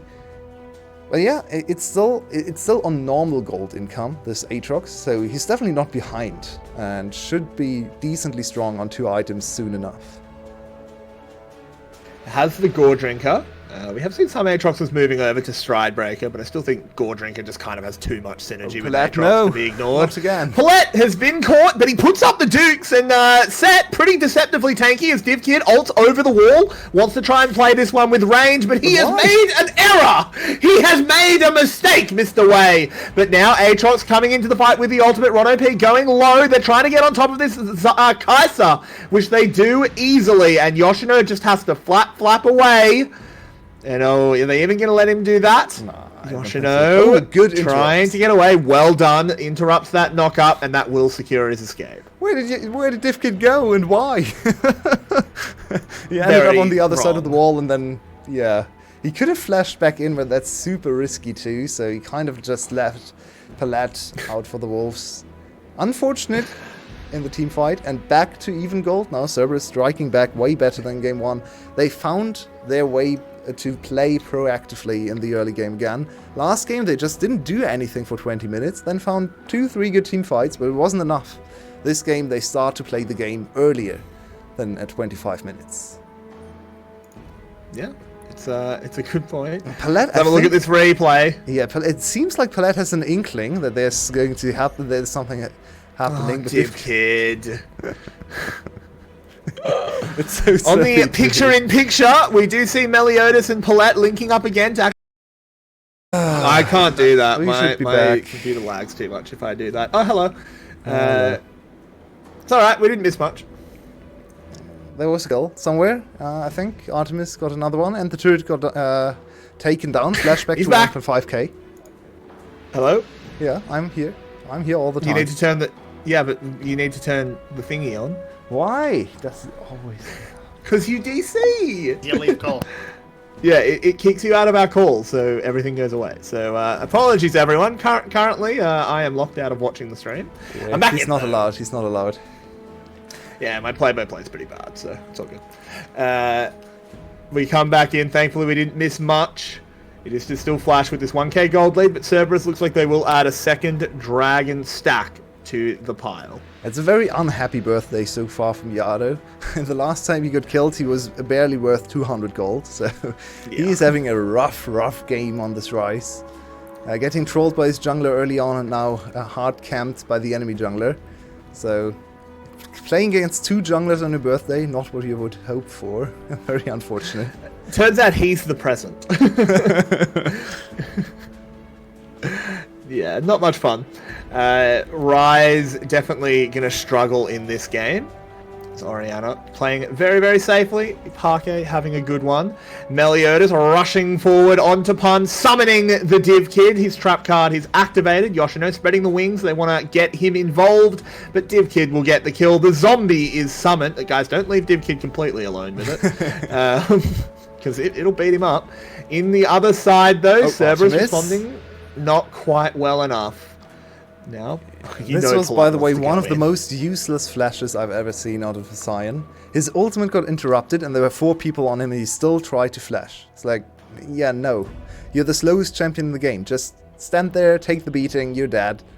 Try to do something with the zombie form, maybe. Maybe try to collect the minions. Don't flash away, come on. You know you're dead. That was pretty silly from Tan, and now he can't flash Q in the next team fight, which can be detrimental. Yeah. It's extremely detrimental. Yoshino finds himself a Yado. Ooh, big rise damage. Very scary. Yeah, Yado is not really very far behind. He has a lost chapter for damage. That's about it. Hey, Verdenberry has a little bit of AP on it, okay? Ooh, oh, Yoshino might have gotten a little bit baited here. As there is 3 coming. Oh, this would take quite the outplay. Particularly with the Lilting Lullaby being used. Beautiful. Yado goes in. Yeah, perfect spacing. That's exactly what we want to see, but no. He's out. He's out. Yeah, that's how you flash away from a gank as a top laner, by the way. Pun, take notes. What was Ron OP doing? Yeah, he was just... He was cheering. He was cheering them on, okay? He didn't want to steal away. Was he cheering for Yoshino? Not sure for who. Wow. It's one of those games. It's one of those games. Oh, Zuhal flashed away, so now he's very vulnerable again. Can't flash Q forward or Q flash. It's the even better combo for the next team fight. This should just give them the mid inhibitor, mid turret, I should say. Maybe even 2. Inhibitor would be quite something. Not advisable at 18 minutes. Just take the turret, guys. You just forced the enemy jungler and mid lane away. Okay. Oh, they took it. They got it. Wait, why did it suddenly do a burst of 200 damage there? Shelly, she's got some dukes. Okay, Shelly just helping Flash, securing the turret. Shelly gave some hands.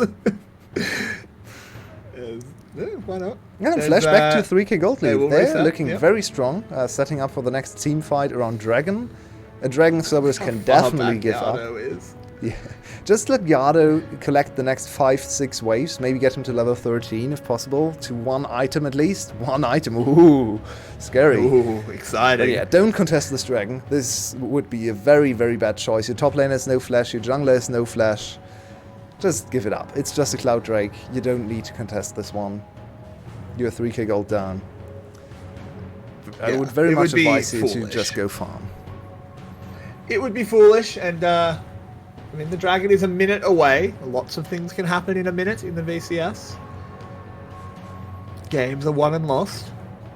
Artemis slowly scaling up, and we have seen him carry games 1v9 on this champion especially. I think his Xayah is by far the best in the league. So he's the shining light, the glimmer of hope for his team. Yeah. He's playing against a composition with not a lot of range, so the only real threat in terms of range for him is Orianna with her ultimate. So as long as he can account for the ball all the time, he should be fine. He should be put into a position in 10 minutes when he gets 2 more items to 1v9 this game. Meliodas doesn't find anything.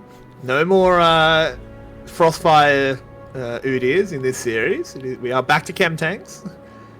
Much more sensible, I think. It's definitely the more consistent, more standard choice. I didn't hate it on the other game. I think it was an okay choice, maybe not the correct one, but definitely an okay one. Ron OP engaging on the tank. Yeah, Meliodas is tagged up. Just a little bit of a chunk. Just give it up, guys. Cerberus, you don't need to fight this. Don't. Pun lurking in the brush. They are going to fight it. There's the showstopper. Into the back line. It's a good face breaker as well. Into the shockwave. Zhu Hao taking a lot of damage. Can they finish this one off? They've picked up Yoshino. They didn't have to fight this, but it looks like they should have.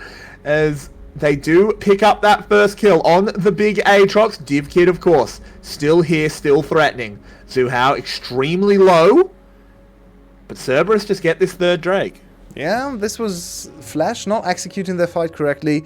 The battle lines too far apart. DivKid didn't actually get to auto-attack really anyone. So, in the end, Flash, Cerberus kind of get away with murder. I really don't agree with their choice to fight here. It's over almost nothing. But can Flash sneak away this Baron? Ron OP. He's close. Is he going to check? Oh, it's going down pretty quickly. It's going down. He's going to spot it, but it's only 3,000 health. A smite could come in very soon. That was not very helpful, Ron OP.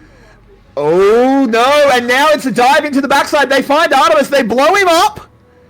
And that is the easy kills. And this could be where Flash push themselves closer and closer to that 2-0. But DivKid getting tagged up by the Lilia. And now there's a Scion on top of him. He goes down. This is a bit of a disaster. But Yoshino still here. Goes in. Brings down the blade.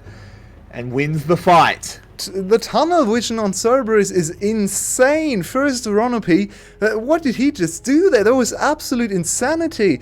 He kicked the enemy support into his team that was trying to prevent the Baron from going down. And sure, you killed Palette, but Palette also got a CC off. Palette stopped your engage. Palette bought time for you for the enemy team. Ron OP helped them big time there. Now Flash get the Baron. They get a triple kill for Yoshino. The tunnel vision part 2 in the fight was completely ignoring Yoshino, who's a stronger champion at this point than Kai'Sa. 2-item Aatrox is a much bigger threat, especially if he gets to hit the targets. Look at Aatrox damage and compared to the meager damage of DivKid here. Yeah, you focus everything on DivKid. Great, but look at Yoshino. He's free firing. He's getting multiple Qs off onto everyone, giving Parky a great angle for ultimates too. 325, 375. Yoshino played this so well. He played it well, but he also was completely uncontested. Look at this. On the other side, completely blind. He knew he was somewhere. Yeah, great play. Now, I mean, there was really only 1 or 2 places he could be, I suppose. And now, what I wanted to see set up happened automatically, where Yoshino is suddenly so far ahead of the curve in terms of items, in terms of experience and power, that he's the main carry. And there's a pretty pesky DivKid in the background, and Parky as well. But how do you even get past Yoshino at this point? 4-1 and 2, 214 CS, 2.5 items with Baron. That's one scary Aatrox. Yeah, you can say that again, as Yado has dealt a fair bit of damage onto Palette. He actually has to find a way out, and that way will be Flash. It's choo-choo! Here comes Pun! So far, not a huge impact on this Scion. I love this skin. I love this skin, by the way. It's the only one you should get. That was some good caster synergy. Nah, Lumberjack Scion. It's top tier. As there is going to be a fight. There's the showstopper into the back line. The combo. Getting so much done. 3-man shockwave. But there's no damage there to actually convert. Yoshino arrives just a little bit too late. They might be able to clean up Pun to make it the 1-for-1. They do. Good stuff. It's absolutely insane to me how Pun can be so bad at playing against Aatrox. Aatrox is such a mainstay in the meta. He has been played so many times in scrims, in stage games, in a solo queue as well. How do you still mess up the timing of Aatrox's queue as a Scion? Multiple times now in this game where Aatrox can just come in even though Scion is trying to play bodyguard, because the Scion mistimes his Q and gets cancelled by the Aatrox Q. It's just very bad play from Pun. There's not much else to say, but also Yeah, honestly, Flash kind of botched the fight in my opinion, because Yoshino wasn't even there. They tried to go for the fight. They were numbered a disadvantage with their strongest member somewhere else on the map. And they still won the fight just because of a misplay of Pan. It's not supposed to happen to the second best team on the league. And falling to Flash is also not supposed to happen. No, it's certainly not. And this is part of the debate of who is the second best team. SGB or Cerberus. Potentially both of them could have topped the loss as both AD carries just died. Okay. Ron P is caught out but dragged back in by Paulette. Can they claim the stake? Of course they can with a big old fist from Paulette. Yeah, sometimes you need to prepare the stake, right? You need to make it nice and soft, so you have to punch it a few times. Oh, there's a showstopper. Pun many times. He's managing to ult away. Well done. Not quite as easy to punch a train, so he gets away. Barely. I think Set could do it. Anyone could. Certainly inflicting a lot of damage. Parky, come on. You can step to the side. He doesn't care. He's a Chad. He's 0-0 and 11. Who needs the bubble? Chilling in the mid lane. He's just there to assist his top laner and his absolutely wild support, running at the enemies at every opportunity. DivKid? Okay, DivKid. I mean, he got the kill. All power to you, DivKid. He tried to channel his inner Paulette and was successful. He died and got a kill. That's prime Paulette gaming there. Yeah, it's true.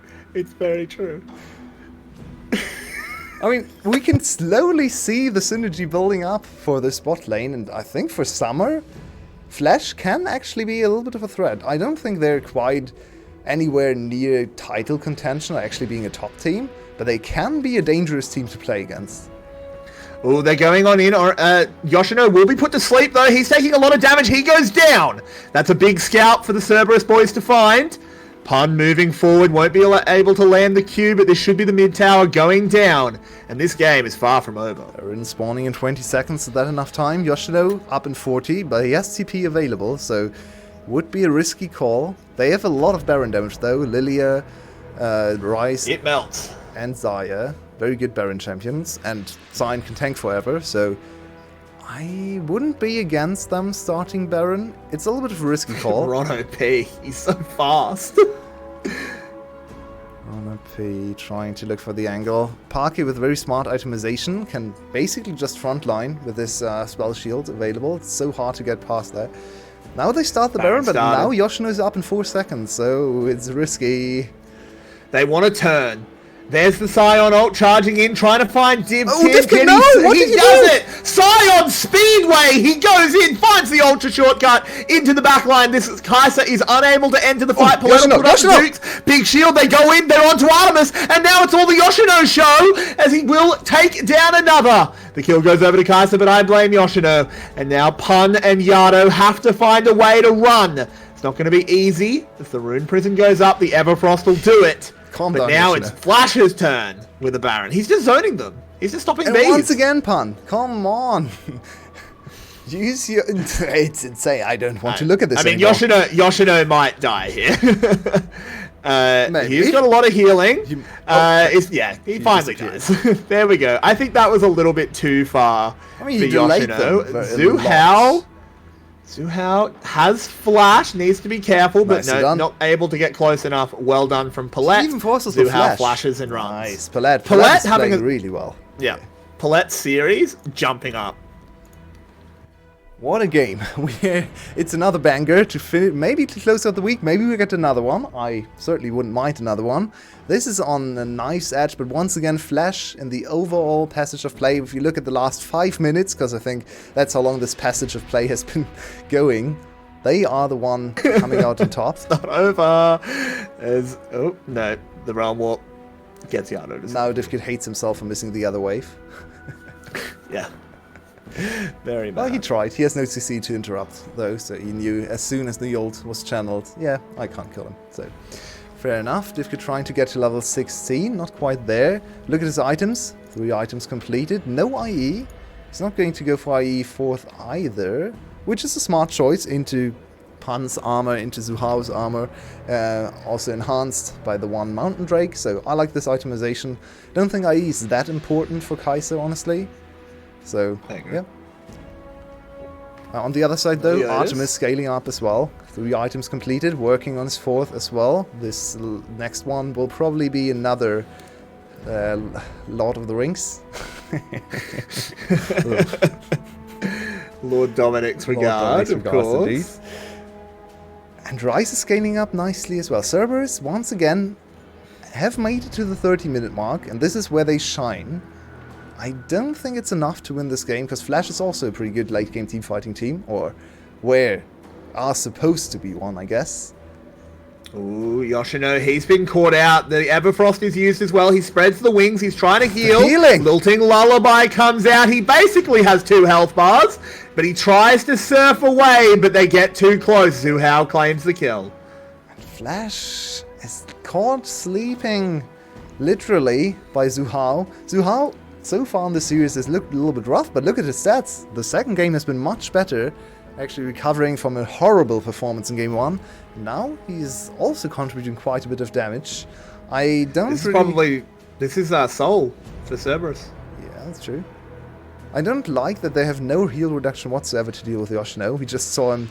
This is so dangerous. Ooh, yeah, oh no. There's the Shockwave Showstopper. What Soul? What a combo from Flash! You love to see it! Chef's kiss! It's perfect as they pick up 2. I said it was Soul for Cerberus. They have to make me a liar, because Flash will be picking up this Cloud Drake, and the game keeps on chugging. This is the difference between Cerberus and SGB when it comes to vision setup. In my opinion, SGB much better team when it comes to invading the enemy jungle and setting up the vision to force mistakes. Cerberus skipped a few steps there, didn't ward everything, and fell prey to nice combos. Pake, level 18. Did he pick up his first kill? I hope so. Very good performance. Deathless so far in this one. He still doesn't have a kill. I'm pretty sure DivKid got both. Yeah. Supportive mid laner. He's never getting a kill. He's never getting a kill, but he's never dying. I don't know. That's kind of a fair trade.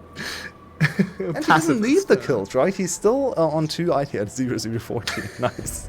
That's perfect. That's just perfect. He has other people to bring the big damage, the big DPS, right? You have DivKid, you have Yoshino on the other side. And level 18 Orianna on 3 items, 3.5 items, even without a kill, even on only 300 CS, will still contribute a lot of damage. So, yeah, he's playing a very good game, especially compared to his counterpart Yado, who's struggling so much in this one.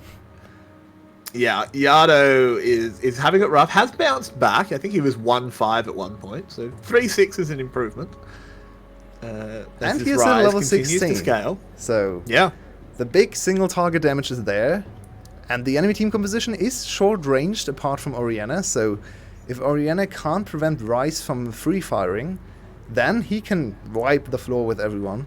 I would really like to see. Yeah, there we go. He picked up the how's it actually? Morello's component. It's Oblivion Orb. Oblivion Orb, there we go. The Oblivion Orb to get the heal reduction on all of the enemies. Most importantly on Yoshino, so that's a good choice. Yoshino shouldn't be quite as big of a threat anymore. He's outscaled at this point on Aatrox, but what is Palette doing? Oh, Palette is doing Palette things. The Showstopper was not great, but it was good enough to get DivKid back there. They will take out Artemis under the tower. It is a Zhonya's for the Kai'Sa. Can they find their way out? I don't think DivKid can. Taken down, and now Flash have to extricate themselves from a perilous situation. As Yoshino is a big boy, but not big enough when Pun brings down the hammer. They pick up 2. Yoshino with an interesting flash. Emphasis on the first 3 letters, as that is going to be the ace. And Cerberus, Thunder back into the game. We have seen this before in the game before. We have seen this before in so many Cerberus comebacks. It wasn't quite enough in game 1. Is it enough in this game? I don't think they can finish here. 25 seconds doesn't feel like enough. They have no ADC. They can't end, not without Artemis. And there's no big objective. It's a big swing. It's a big swing, but it's actually not that big. It feels like a really big swing, and it's a big swing in momentum. But in terms of just raw League of Legends stats and available objectives, there's nothing on the map. So yeah, it feels really good, but if Flash just takes a step back and thinks about the situation, they can definitely discern that this didn't actually do much. I want to point out Flash's bot line really on the same page today. It's not the correct page, but it is the same page, that's for sure. Divkid flying into the back line, following his partner in crime. That was a little too deep. That was. I mean, the issue was the angle of the showstopper, because he didn't actually bring Artemis forward at all. He just dunked him into a wall. Yeah. I mean, he still got Artemis's ultimate and flash for that engage, and he died, so in theory, a good engage, but Divkid just followed up a little bit too much. You shouldn't flash over the wall into the inhibitor. That's just a bridge too far. The perfect stats for Parky are ruined. The game is over for me. I have no interest anymore. And here we go. Cerberus has no interest in playing this out either. They want to go for the win. Yoshino gets chunked down to half health. Nothing to lifesteal off at the moment as well. And Cerberus, they want to move over, secure vision around this Baron. Look at the kill score, by the way. 21 to 21. Perfectly balanced. What are we going for? Dragon up in 30 seconds. Baron is on the map. It's very risky to take. Both teams will melt the Baron, especially Cerberus. Probably only takes like 4 or 5 seconds. They want to get Ron Look at this, they've got to catch in on Ron OP. There's a Realm Warp coming, and it's got all the boys in it. Hello! My Realm Warp brings all the boys to the yard, and they're like, damn right, we killed Div Kid. Sake throws in the Shockwave, but it doesn't do anything. Oh my word, Cerberus! Surprise party, Yado! He needs his own skin. He brought the surprise for sure. Channeled his inner fiddlesticks there, and what a surprise that was. Flash had no idea what was about to hit them, and Divkid goes down. He loses his Guardian Angel. He just completed this item, and he will lose the effect. This should be Soul and Baron to Cerberus, and this is the turn we waited for. Yeah, Flash is not even going to contest. I think that's a wise decision. What a surprise. That was the most insane Rice ult I've ever seen. I think Yado just completely redeemed the game. Like, you can't complain anymore. He had a horrible early game. He just might have won them the game, though. Because that ultimate was insane. He's caught right back up. He's 5, 6, and 8. It's not the best scoreline in the world, but it's not bad. Yeah, he got 5 kills, the enemy mid laner got 0 kills. Mid-diff. Confirmed. Yep. Totally. That's how that works. Big mid-diff. And, I mean, Cerberus... This is the thing. I was trying to say it in game 1, but it ended up not being relevant because they lost. Is that... The thing about Cerberus is that they never stop trying. Some teams, particularly in the VCS, they'll be down, 8k gold, and just be like, alright. Yeah, okay. They just give up. But Cerberus, I don't know if it's coaching, the personality of the players, or a bit of both. It's probably a bit of both. They never give up. They never say die. And they're fantastic at it. And I love it. Because most teams in the VCS give up in this game, and we go to a game, we don't go to a game 3. But we're doing well. Yeah, and I think it comes down to their playstyle a little bit too. It's definitely, you can't really say which came first, right? The playstyle discussion, the player tendency, or leading to the playstyle, leading to this mentality, or the other way around. It doesn't matter in the end. What we see is a late game, carry-oriented playstyle with very clear front-to-back team fighting roles. Everyone knows what they are supposed to do. And that's the style that can always come back. So I think it all comes together. Personality, coaching, and playstyle, leading to a team that's very resilient. And look at this. Once more, they dive into the breach. Oh, Divkid going deep. Divkid going way too deep. And that is going to be Cerberus picking another team fight. And I believe we have just locked in game 3. As we are 39.5 minutes in. Baron buff for Cerberus. Surely, with the ADC dead, they can end this game. 40 seconds on Divkid's respawn timer. Parker needs to work his magic. Needs to find a good ultimate once it's back up to defend the game. Look at Pun. Time for him. Look at Pun. To get 5 kills. Who can even kill Pun? Nah, no one can kill No Pun. one. Not with Divkid dead. Yeah, you the can just towers are ignore going down. everyone. Look at Yoshino Pun. doing what he can. Pun is far too tanking. Meliodas put in the ground. There's a lilting lullaby just to make sure Yoshino can't do any magic. But he's got big shields, but he doesn't have big heals. He's taken out, and that will be Cerberus rallying. Going, look at Pun! He was on the fountain for like a full 3 seconds. This is why we wanted They to see take the Cyan. Nexus. Yep. That is What a game game. 3 secured. Cerberus, bounce back, the never say die attitude, the nerves of steel, once again coming in clutch. I want to You see love to it. Cerberus's plus 35-minute game win rate, because it has to be above the 90% threshold. It's insane. Once they hit 35 minutes, the game state doesn't matter, the advantages don't matter. They just team fight the opponents. First game was very close, second game they actually make it work, and now Cerberus strike back. They need this win, or they want this win. They don't really need the win, but the win would go a long way to actually confirm the second place. So it's a 6-game day, Yep. as we all hoped for, and Flash has one more shot to upset Cerberus. We'll be back in about 10 minutes. Hope to see you there.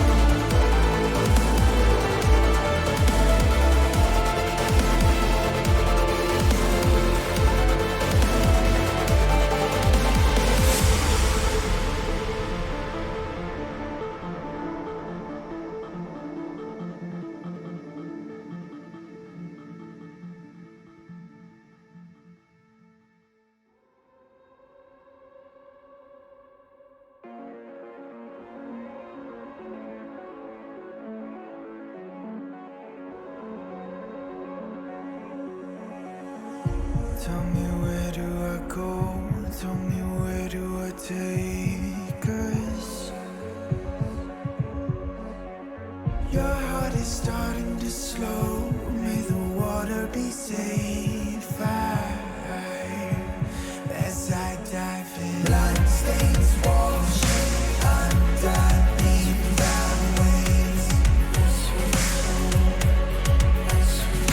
I'll be reaching out to keep you safe.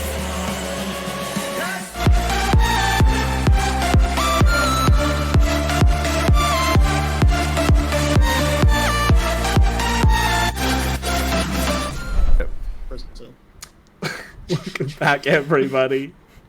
Game 3, it's the final game of this week in VCS action here on VCS English. It's 1-1, a series very few expected to go the distance, but Flash are here to play, and Cerberus is meeting them head on. We've had 2 bloodbath games. Are we going to get a third? I'm here with Mabinogi, my best friend, who I love and adore, and also your way. Marby, what was your take on that game? Man, they can't keep getting away with this. Both you with these goddamn introductions, and also Cerberus with winning these late game team fights that they absolutely have no right to win. But in this case, it was all Flash's fault. Flash had a good comp for just sitting back, get into position, set up your vision, get around that dragon, and be like, yes, this belongs to me. Come and take it. Instead, Paulette has one mode, and that is new and just trying to get it. That's correct. And so Paulette tried to engage, and then DivKid sort of got affected with the brainworm and just went, yes, I will engage, and then he died, and then they lose the fight, and then it's all a disaster. As I said on cast, they were on the same page for sure. It was not the correct page. It was not the page with the answers to how to win a series, but they were on the same page. Your way. They were on the same page. Unfortunately, the book was upside down. Yeah, maybe that too. Or they just can't read. Yeah, it was... I mean, it's better that they're on the same page than it's what we've seen before out of Paulette, that he is just ridiculously overextended and there's 0 follow-up. At least there was follow-up this time. And laning phase was good. The late game, needs some work, but the laning phase, yeah. Yeah, and I mean, the game was close. Cerberus, it did look for a little while like we might be seeing a 2-0. But of course, Cerberus, with their nerves of steel, fought all the way back. Now we head into Game 3, and this one is very hard to call. Marby, what would you like to see Flash do in draft to get themselves over the line? So, if you're Flash, you're basically feeling, we've got the early game. We have this. But pick a comp that goes to your strengths. Pick something that likes to engage, that has that follow-up, that has that ability to just dive in. So Kai'Sa's fine. Kai'Sa's fine. Set's fine. But then your other 3 kind of need a bit more hard engage.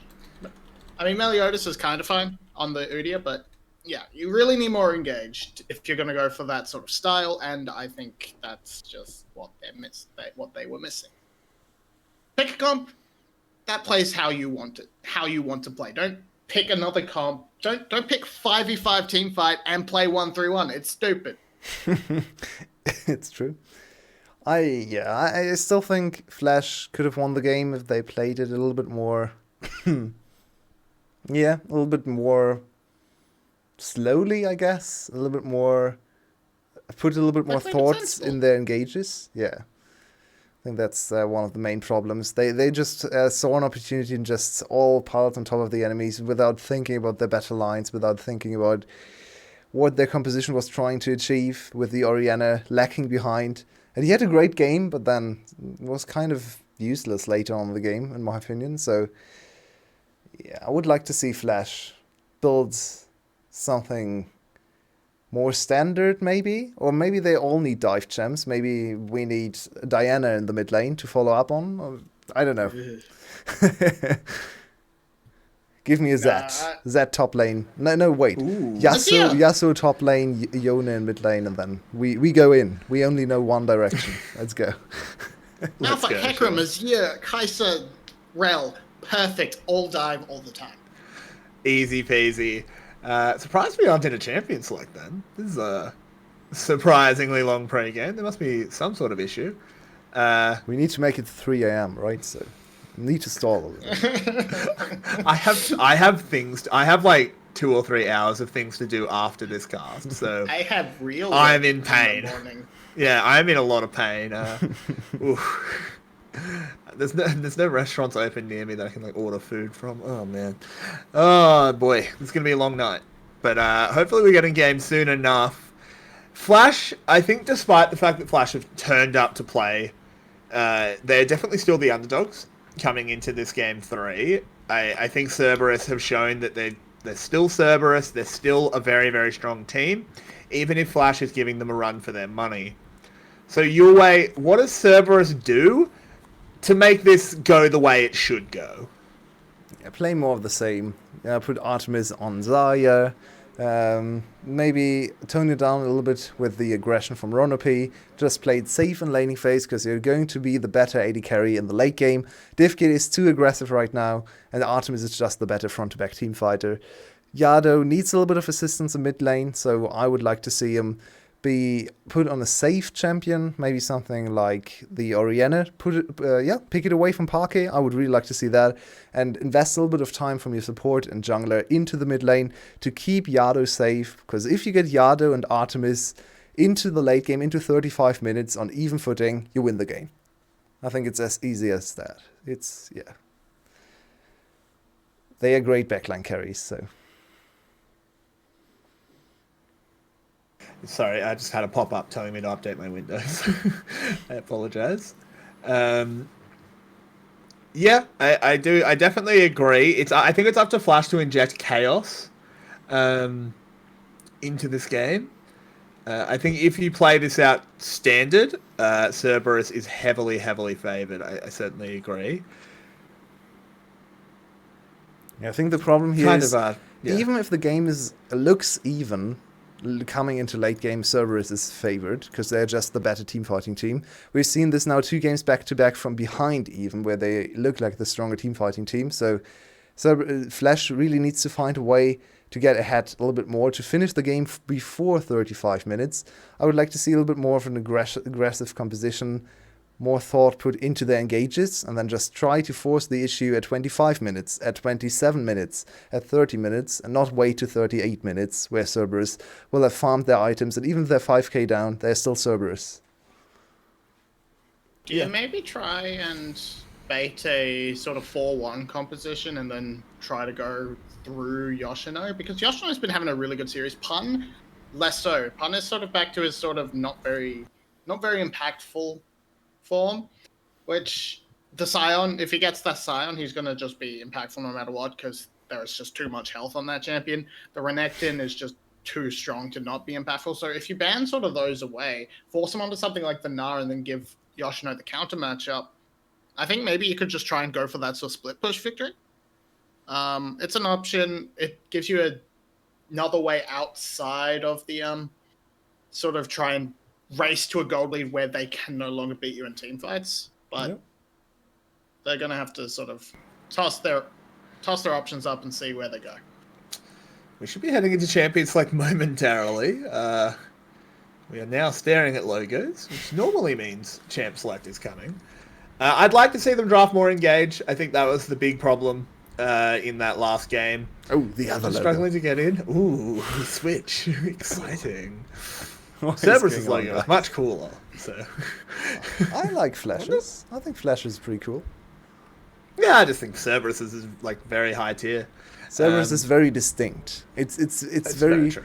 There's a lot of detail, but like Flash's simplicity, right? It's just an F with a fire. Well, it's pretty cool. Yeah, it's pretty neat. So I think we have to I want to talk a little bit about what Yoshino is doing. Because he played the Aatrox, and I think he had a good game in terms of how he played Aatrox, but we need harder Engage, I think. out of him in the top lane. I think that's the role he has to play on this team, considering Meliodas pretty much is just like an Udyr one trick, and Parquet plays 2 champions and neither of them engage. Yeah, imagine the last game with Ornn or Cho'Gath 3 instead champions. of Aatrox. Like, Yeah, he hovered the Cho'Gath, and it could have come in. I think Cho'Gath would have been so much more impactful in team fights. Also able to chunk through the enemy frontliners very easily, so... Yeah, I would like to see him go to the tanks. I think he's an insane tank player, and he's a good bruiser player too, but I think his team needs him on tanks. Yeah, having that engage option wouldn't be bad. Giving Meliodas, maybe giving him the Lilia so he can try and set something up with the flash, like the Q flash, lilting lullaby. Try and use that as a form of engage, or don't ban the Hecarim. Well, I guess you're on blue side now, red side now, so you do have to ban that Hecarim. So let's get it. So ignore that bit. But considering they would have had the option to pick it and then they banned it on blue side, suggests somehow Meliodas can't play Hecarim, which is weird because it's Hecarim. A monkey can play. I would like to see him go away from the Udyr. Oh no, for sure. The Udyr has looked a little bit less impactful than we would like to see. I think very good Udyr players can still be very strong, and his clear is still insane. His early game impact can be still very, very good. But we can see, especially on this patch, he falls off pretty quickly. He's not as tanky as other tanks. He doesn't contribute much in teamfights. He has no damage later on. He has only very little CC, and he has to walk up. He's basically just a speedy boy trying to disrupt the enemy, but he doesn't really contribute much compared to the Lilias, to the Hecarims, even to something like the Trundle later on. So I would really like to see him on more of a teamfight champion, because we're going to teamfights every single time today, and I just don't think Udyr can cut it when it comes to teamfight impact. Maybe pick Sejuani again. Meliodas can certainly play with Sejuani. Why not? Yeah. Why not? I know we have a certain producer that would love to see some Sejuani, but... wonder what the delay is. Good question. Do you want to go to a short break? Yeah, I think we should go to a short break. I think... Mind. Oh, what? I think I just saw a little bit of a throw there from the Vietnamese casters. It looks like they want to go somewhere else. It looks like an outro to me. Just looking at their expressions. I think let's just throw to a break. If it's only a 10-second break, it's only a 10-second break. Fair. But we'll be back when there's actually a champion select. We don't know what the tech issue is. We don't speak Vietnamese. But when there is a champion select, we'll be in it.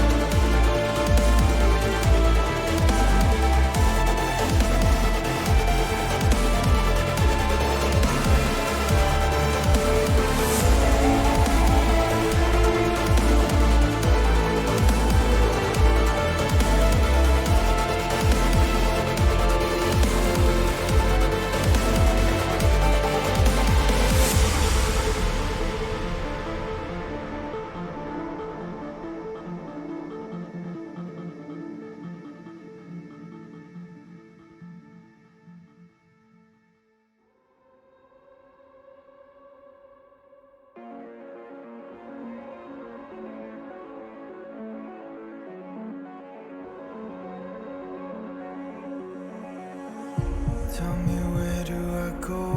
Tell me where do I take us? Your heart is starting to slow. May the water be safe. As I dive in, blood stains washing underneath the waves. I'll be reaching out to keep you safe. As we fall, I can't hold on much longer. We're drifting down to the other side. Try to pull us under. Keep holding out for the other side.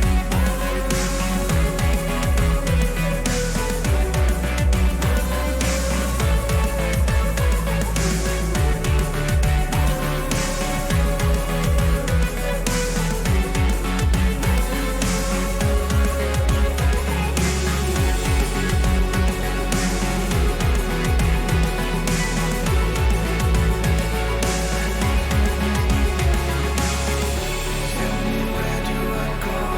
Tell me where do I take? Where do I go? Tell me where do I take? The heart stays slow. May the water be safe. Where do I go? Tell me where do I go? Tell me where do I take? Tell me where do I go? Tell me where do I take? The heart stays slow. May the water be safe. As we fall, I can't hold on much longer. We're drifting down to the other side. Try to pull us under. Keep holding out for the other side.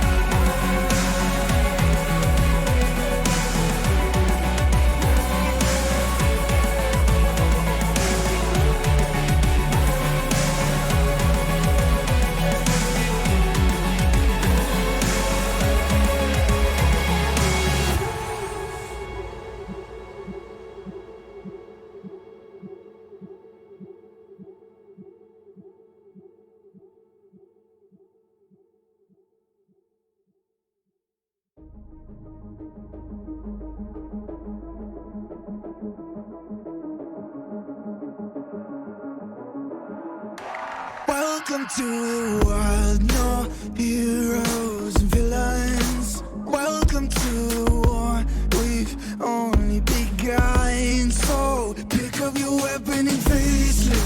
There's blood on the ground, go and take it. You get one shot to make it out alive. So higher and higher you're chasing. It's deep in your bones, go and take it. This is your moment. Now is your time, so prove yourself and rise, rise. Make them remember you. Push through heaven. Rise, rise. They will remember you. Welcome to the climb up. Reach for the summit. Visions brave, the one falls, steadily the end. So higher and higher you chase it. It's deep in your blood, go and take it. This is your moment. Take to the skies, go. Prove yourself and rise, rise. Make them remember you. Push through heaven.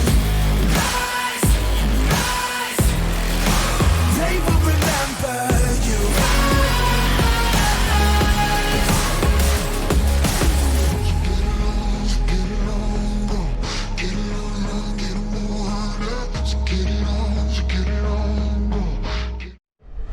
We're back in there. Jump select. Let's go. And here we We go. are going to jump select.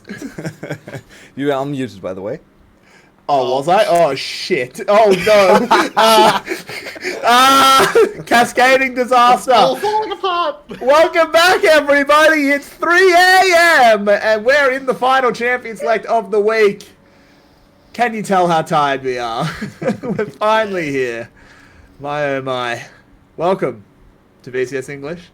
It was a long sap, but we're back. And analysts, I think you need to help me. Okay, so Cerberus really taking things to heart and saying, we need to stop Flash's ability to engage and find picks on our players in the early game. So goodbye Gragas, goodbye Set. What else are we going to see? Probably goodbye... Moon. I don't know, whatever. Hecarim maybe. Goodbye sleep schedule. These are all things that are off the... Yeah, goodbye sleep schedule. But we have to see what else they have. It's Seraphine they're taking. I mean, that makes sense. That's just a power pick to remove. On blue side, still a bit surprising. I guess Yes. Without Huber, they don't have the designated Seraphine player, so scared of the Seraphine on the other side. We're still in a very, very close situation here. If Flash wins, it's quite bad for Cerberus, even though we kind of lost a little bit of our steam with the pause. Not quite as hyped now. It's still an important game here. Cerberus really wants the 8-3 to basically secure playoffs, to get very close to actually locking it I in. hate this Rel ban, by the way. Because with the rest of the bans, you could have traded one of Hecarim, Rel, and Tristana for the other two. Yeah, but Marby, they could also... Okay, there we go. Okay, I was going to say, if they pick the Ornn B1, I was going to lose my mind. They do pick up the Tristana, though, so that makes a lot of sense. It does give away Hecarim, but I think that's fine. Giving Artemis Tristana is... I mean, it's Artemis on Tristana. Like, Yeah, best true. ADC in the league on the best ADC in the patch. That's pretty good. That's true, but also Meliodas has struggled so far to have late game impact, so they're giving him the best late game jungler right now on the patch, so not the biggest fan of that. Flash, you could also go for a different ADC. There are more than 2 ADCs on the patch, you know? Kai'Sa is actually quite bad Yeah. into Tristana early if you get caught. We have seen so many Kai'Sas exploding in bot lane. I'm not a fan of this Kai'Sa pick. Neither am I. No, I'm not a huge fan of it. Especially early on, I think you probably want something with a bit more range like the Ezreal. I'm still really mad that they're never playing Ezreal. But this would be an interesting pickup if they go for it. Interesting pickup. It's You Renekton. just said Renekton, an interesting pickup in the same sentence. It was- You are tired, Marby. In my defense, I was seeing an Akali hover and it was hovering for a long time because my stream froze. Yeah, fair enough, fair enough. That's my defense. Every day just disappeared. He's fed up with this game, so he's not on the camera anymore. Every day is having a big yawn and doesn't want everyone to see it. So we're back to the yawn. Speaking of big yawns, that's another one. This is good. I mean, This is Yoshino's good. on Lots is of very good. engage. Actually, Yoshino's on is very good. I want to see a big control mage out of Parky. Give him the Victor, give him the Orianna, and then Flash's team composition can come together. Yoshino smurfing on the tank, Meliodas providing more engage, and Divkit and Yado, Parky cleaning up the team fights. I also wouldn't hate to see something like the Azir but with the Syndra ban, it's Give just me going to be Azir. another Orianna game, I believe. Because last time we saw the Syndra ban, it was followed up by, what was it? I think a Malphite. Actually, so with Malphite not going to be an issue here. They may ban the Orianna, but then you've got Victor or Azir to work with. I think Azir works a little bit better because you can follow up on the hard engage a little bit better. But would not hate to see the Victor either. Lucian I can banned. see it going either way. Indicates they want Orianna. Orianna is okay into Lucian though, right? I don't think you have to ban Lucian if you want to play Orianna. A little bit Yeah. confusing what the Lucian pick is trying to do here. Ban, I should say. Either yeah. way, they don't want It's just him Orianna. having that strong early game. It should just be Orianna. Maybe they want to go for Azir for a little bit more agency in the early game. No. Okay, I don't hate this because of the flex potential. I mean, it has. it is support. It's going to be support. Park is never playing Galio. Are you sure? They did ban the Lucian. That's, that protects the True. Galio It's mid. actually pretty indicative. Oh, whoa, Tristana Kidoki. Tristana flex mid. Alrighty, brew. I'm loving that. And now the Galio has to go support, because he did not want to play Galio into Tristana. So, Flash get away with another shot at adapting their draft. Galio Kai'Sa is quite good into Xayah Alistar, so that's an okay flex into the support position. And what is the last pick mage for the mid lane? I think Victor is fine. I think Orianna can be dangerous, but mostly fine as well. I think Azir of your control mages. Oh, I love this. This is 5-head. This is the only This is a champion that Tristana wins counter. against Tristana. The only mage that wins against Tristana. I love this. Lock it in. It's time. Yes! Very good choice. There I didn't we even go. think about this because Lovely. we never see Cassiopeia, but when I played a lot of mid lane Tristana last season, somewhere in the summer, I always banned Cassiopeia because it is the one matchup you can't win into the mages. So this is very, very smart. It stops quite a lot of engage from the other side. It's very good into Tristana, it's very good into Renekton too.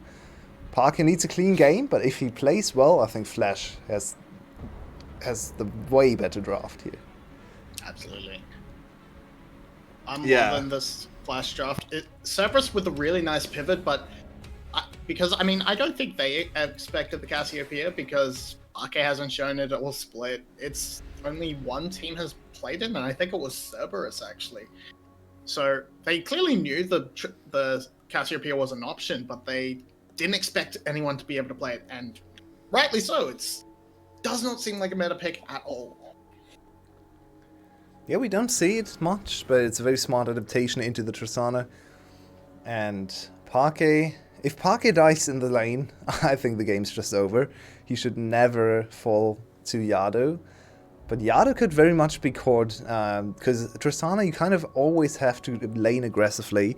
Your E-passive will always give you the shove and will let you overextend. So if Meliodas times his ganks well and Parke follows up with a nice miasma, Yado should be an easy target to pick on and get some early kills on.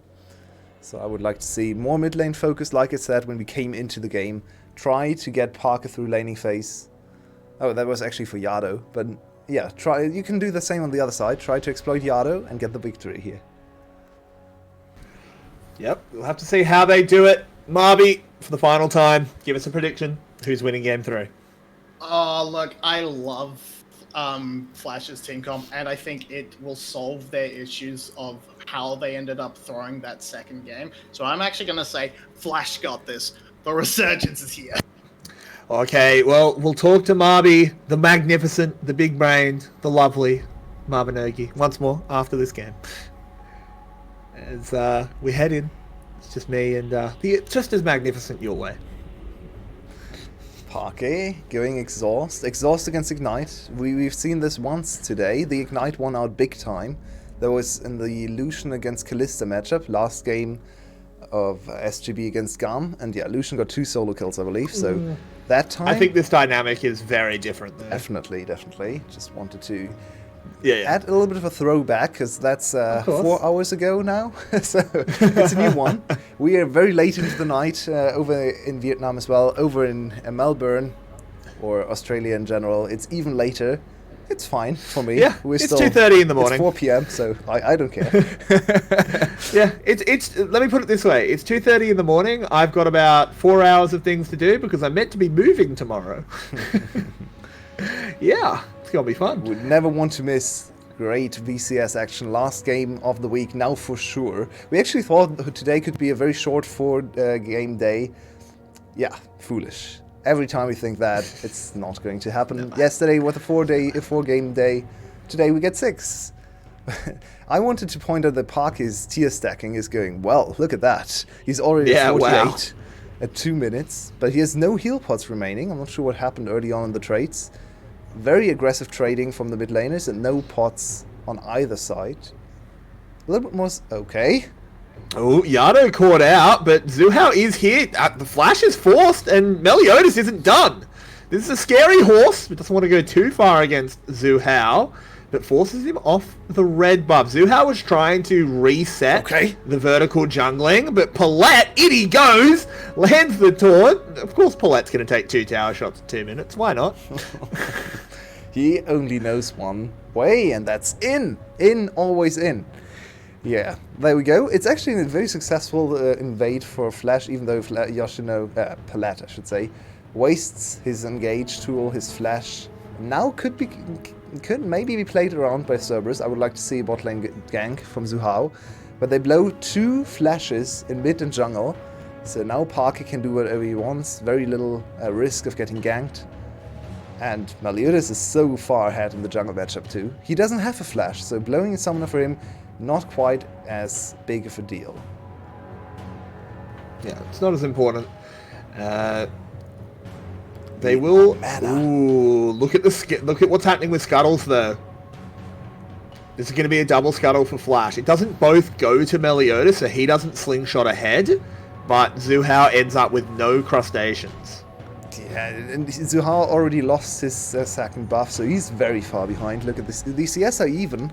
And oh dear, Rono P, he's going to be made into a lovely meal. But now Yado comes over, Artemis will follow the flash, of course. Yeah, Xayah bearing down on Div Kid. Ooh, if he gets an E, he might actually get away. He dodges the Q, but the Blade Caller is there in time. But now it's big man Paulette. Oh, no. Can he land the taunt? No, he misses the taunt. Don't chase, this should be Artemis escaping. Oh, but he hits the Justice Punch. Yeah, he didn't doesn't matter though. He didn't think he wanted to hit that. I got a little bit overhyped as Yado will pick up a kill and put Cerberus in the lead. Ah, foolishness from Flash. They were in such a good position. Just take the 1 kill. I guess you traded back, and then Paulette, just don't. Oh, this is very nice counterplay to Meliodas' invade. Ooh. What is Rono P doing though? Why? He's hex flashing over. Oh, I'm not. Rono P, bring back Huber. Wait, why did he do that? That was very confusing to me. He was in perfect spot to counter the invade from Meliodas, and then instead he went on Parquet, who has both summoners. And now Meliodas gets away with the chickens anyway. That was a very questionable play. Interesting enough, Zuhao is ahead in CS. That is something you would not expect to see after the early game. But I think Meliodas has completely abandoned his bot side. What is going on? This is a game that only happens after. This is a game after a 20-minute pause as Yoshino TP's in, immediately gets knocked up, and just dashes away. 10 members on the bot side at 5 minutes. Yeah, can you tell there was a tech pause? Yeah. Tech pauses happen, most of the time cause games like these, where it feels like people just got a little bit bored. They want some action.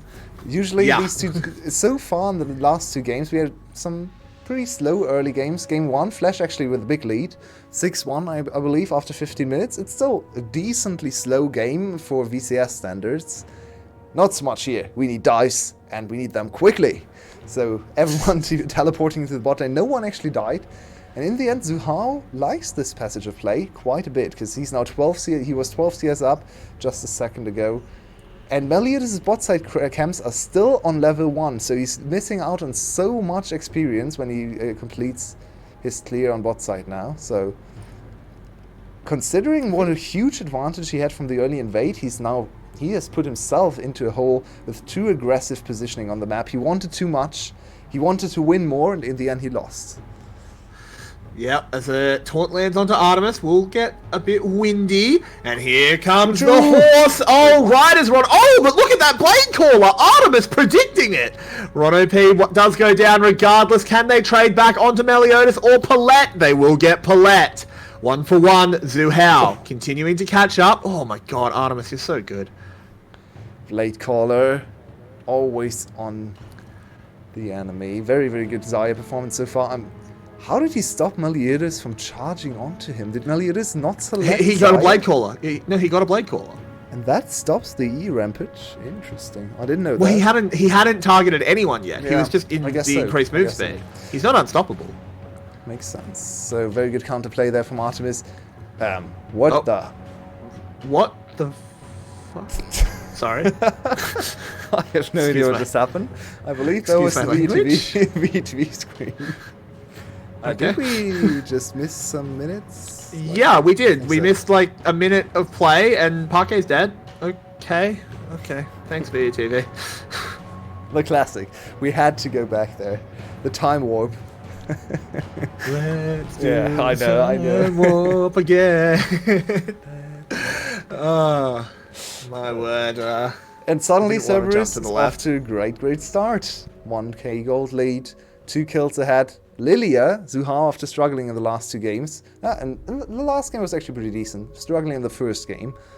He's back to being very far ahead, and that after a very bad start, considering the engage and invade getting 3 buffed. He's on 2 kills, he's ahead in farm, he's ahead in experience, and secures the first neutral objective of the game too. Yeah, so far Zuhao bouncing back incredibly well. In the battle of the 4-legged junglers, he is coming out on top. Let's see what Meliodas can do as this Hecarim gets rocking and rolling. We know what the champion can do. It's just a matter of Meliodas can get the full potential, or if Zuhao will please the Lilia fan club. Yeah, and Flash Up on needs the to top stabilize a little bit. Their composition scales nicely, so 1.5k gold lead doesn't do anything if they get to 35 minutes, as we all expect. Their composition is going to be okay at that state, even from 2, 3, 4, or 5k gold down. Oh, pun! I think he had a kill there. I'm surprised. Honestly. Yeah, I don't know. I think he was. I think he spotted Zuhao. I think there's a ward. maybe. Yeah. Yeah, I think he was just scared of the jungle. If Potentially. Zuhao's not there, I think Yoshino gets the solo kill. Yeah, I believe there was a pretty easy kill if he E's against his own pillar, and then he still has ult and flash to follow up, so... Yeah. A little surprising, for sure, but Yoshino playing it safe. I said they needed to stabilize. 1 solo kill in top lane. It's not going to go a long way anyway, so... I like the temper, to temper your aggression. Flash, 10 minutes in, they are playing from behind. They're used to that, though. For sure. Cerberus has actually improved their early game quite a bit coming into the series. We didn't expect them to fall down to Flash in game 1 quite as heavily. Looked at their stats, and they're one of the few teams with positive gold at 15. GAM and SGB have very positive gold at 15, more than 1k. For GAM, almost 3k. But Cerberus is up almost 400, so decently ahead at 50 minutes, and that's Cerberus, a late game scaling team fighting team, so being up on average at 50 minutes is quite a good... Shows how good they are. Shows how stable they've gotten in the early game too. Yado, where are you? Yado getting collapsed on. Yoshino doesn't land the knockup, but Paulette lands the taunt, and the snake hisses on forward. Parquet getting that one. They picked up the dragon as well. The noodle getting more and more dangerous.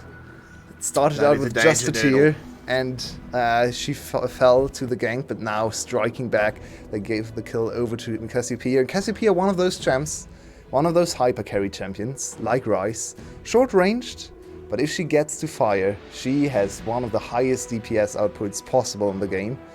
Only rivaled by the likes of maybe Kog'Maw, maybe Vayne in the ultra late game, but yeah. Cassiopeia can really do it all. She has self-peel, she has great disengage with the W, so getting her a little bit ahead, or at least back to even with a kill, can go a long way for Flash. It's very true. Yado now rotate. Oh, I said Yado rotates to the mid lane. No, that's just a mid lane Tristana. What am I talking about? Yado's a mid laner. We haven't seen mid lane Tristana in a long while, even though we have some very good Caught mid lane off guard. Tristana players, so understandable. And, sleepy. Bit sleepy. Yeah, it's definitely understandable. We haven't seen Dia1 or Kati pilot this champ in a while. It has been a mainstay in the bot lane. It's a very good bot lane champion. With all the engaged supports right now, it just has so many dangerous windows where you can one-shot the enemy AD carry, or even the support. We've seen it before, game 1 I believe, where they just one-shot the Rel on the enemy team and she had no chance whatsoever to get away. So I feel like she's definitely stronger in bot lane right now, but she can be flexed into mid lane, and you have to consider this is a counter matchup it was an R5 counter pick into Tristana, but look at the CS, she's still 20 CS ahead, so doing well for herself, for sure. Yeah, absolutely. And Yoshino staying even with the Renekton. It's a Gore Drinker Renekton instead of that Stride Breaker. Oh, Div Kid. He stepped into the Swirl Seed. He'll be going to bed. And now Zuhao comes in. Oh, he might actually get away. No, not quite. Watch out, Eep. That was some questionable timing there. I would call a break, but hopefully he doesn't, because we don't want to see one. But please no. I'm so tired. That was some very questionable interaction. The ultimate from Divki came in after the headbutt, but he was still kind of pushed back. There's a bit of a catch, but Paulette, you don't want to be going forward with the rest of the team going in. The Galio ultimate is used, gets the knock up, the bounce house is being assembled, but Yado, ka-chunk, ka-chunk, 1 and 2. It's answered by 1 kill on the top side, but Cerberus very happy with how it goes. And Flash could have just evacuated. They could have waited for Divki to regroup and then re-enter the vicinity with 3 people. We get a very boring replay of the top lane gank. Yeah, I mean, what did you expect? It's a gank. There's nothing. That looked pretty cool. That looked pretty cool with the Ornn ult going in, like right on top of Hecarim. Looked cool. True. Very cinematic. Fair enough. Well, it's a double kill now. Over to Yado. He is, even though he got countered with R5, he's the mid lane in control right now, and the Cassiopeia. I think she can lane still into Tristana, but she always needs to be careful and mindful of the enemy jungler's positioning, because with a gank, I think Cassiopeia dies very easily. She's still far away from her items. She can't build boots, so there's no added safety with movement speed. Only sitting on something like 360 right now. The current passive scaling, of course. So yeah, it's a little bit of a dire situation for Flash. They really did not want to give up that double kill. They've brought jungle and mid so far ahead, and we talked about jungle and mid for Cerberus being the crucial spots for the early game. They are ahead, Cerberus is ahead. Game 3, last game of the week, I think Cerberus is looking good. They want to secure their 2nd place, and they're very close to confirming that one. Yeah, for sure. They would hate to throw away a series against Flash after Saigon Buffalo did lose to Garm. It's tower for a tower, but it was first brick to Cerberus. Meliodas trying to steal a red buff, but Pun doesn't want to take that one lying down. I think he needs to be careful with Flash's bot lane. Definitely in range. Look at the top of the map. We haven't seen... Yeah, there we go. Observers also finally paying a visit to our top lane. Look at Artemis, level 10, 140 CS. He got the full first turret bonus in the top lane. He got 2 or 3 waves uncontested, so the full experience especially. So while Palette was grouping with Divkid all the time, Artemis slingshot ahead in the top lane in terms of experience. And that's quite valuable for Xayah, because the cooldown between ult 1 and ult 2, there's a huge difference there, so it's added safety if she gets to level 11 more quickly. Yep, for sure. As the Rift Herald charges in, just does damage to this mid lane tower. They don't quite have the wave to actually take it out. Yado not able to step up close enough. It's another turret on the bot side. Very good side laning so far from Cerberus. Flash kind of lost in the source. They don't know where to go. Everyone grouping mid lane, but do you want to mid lane right now? Do you want to 5v5 on these item breakpoints? Look at Cassiopeia, look at Tristana. That's not very advantageous. No. And Ron OP's diving in, but Yoshino zoning them with an ult. Will get the knock up onto Artemis. There's a lot of sleeps, but not enough. Parquet completely whiffs the ult. That's a bit of a disaster. There's the Spectral Onslaught. Hecarim moving in, but Artemis with the Blade Storm. Featherstorm, I should say, gets out. Oh, look, there's a lot of Onslaughts, and it's really late at night, Ilway. I mean, it's kind of spectral. It's kind of spectral. I can see where you're coming from. Yeah, you knew what I meant. There's a knock up onto Yado. They need to be able to finish this Tristana, though, because Pun coming in, zoning them away. Well, Kid goes under tower. He might go down, but he's going to pick up a triple for his trouble. They clean Cerberus out. There's a couple of counter kills due to the tower, but it doesn't matter. That's 4 for Flash. Flash striking back, and that all started with Ron OP over-aggressive into the turret.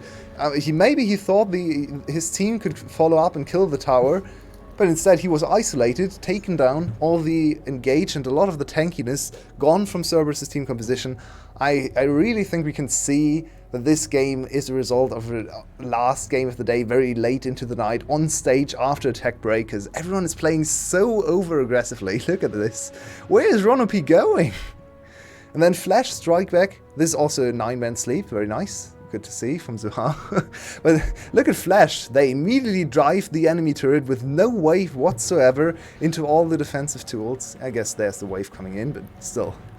What an insanely aggressive play from Palette once again. Followed up. It's nicely done. It's super risky.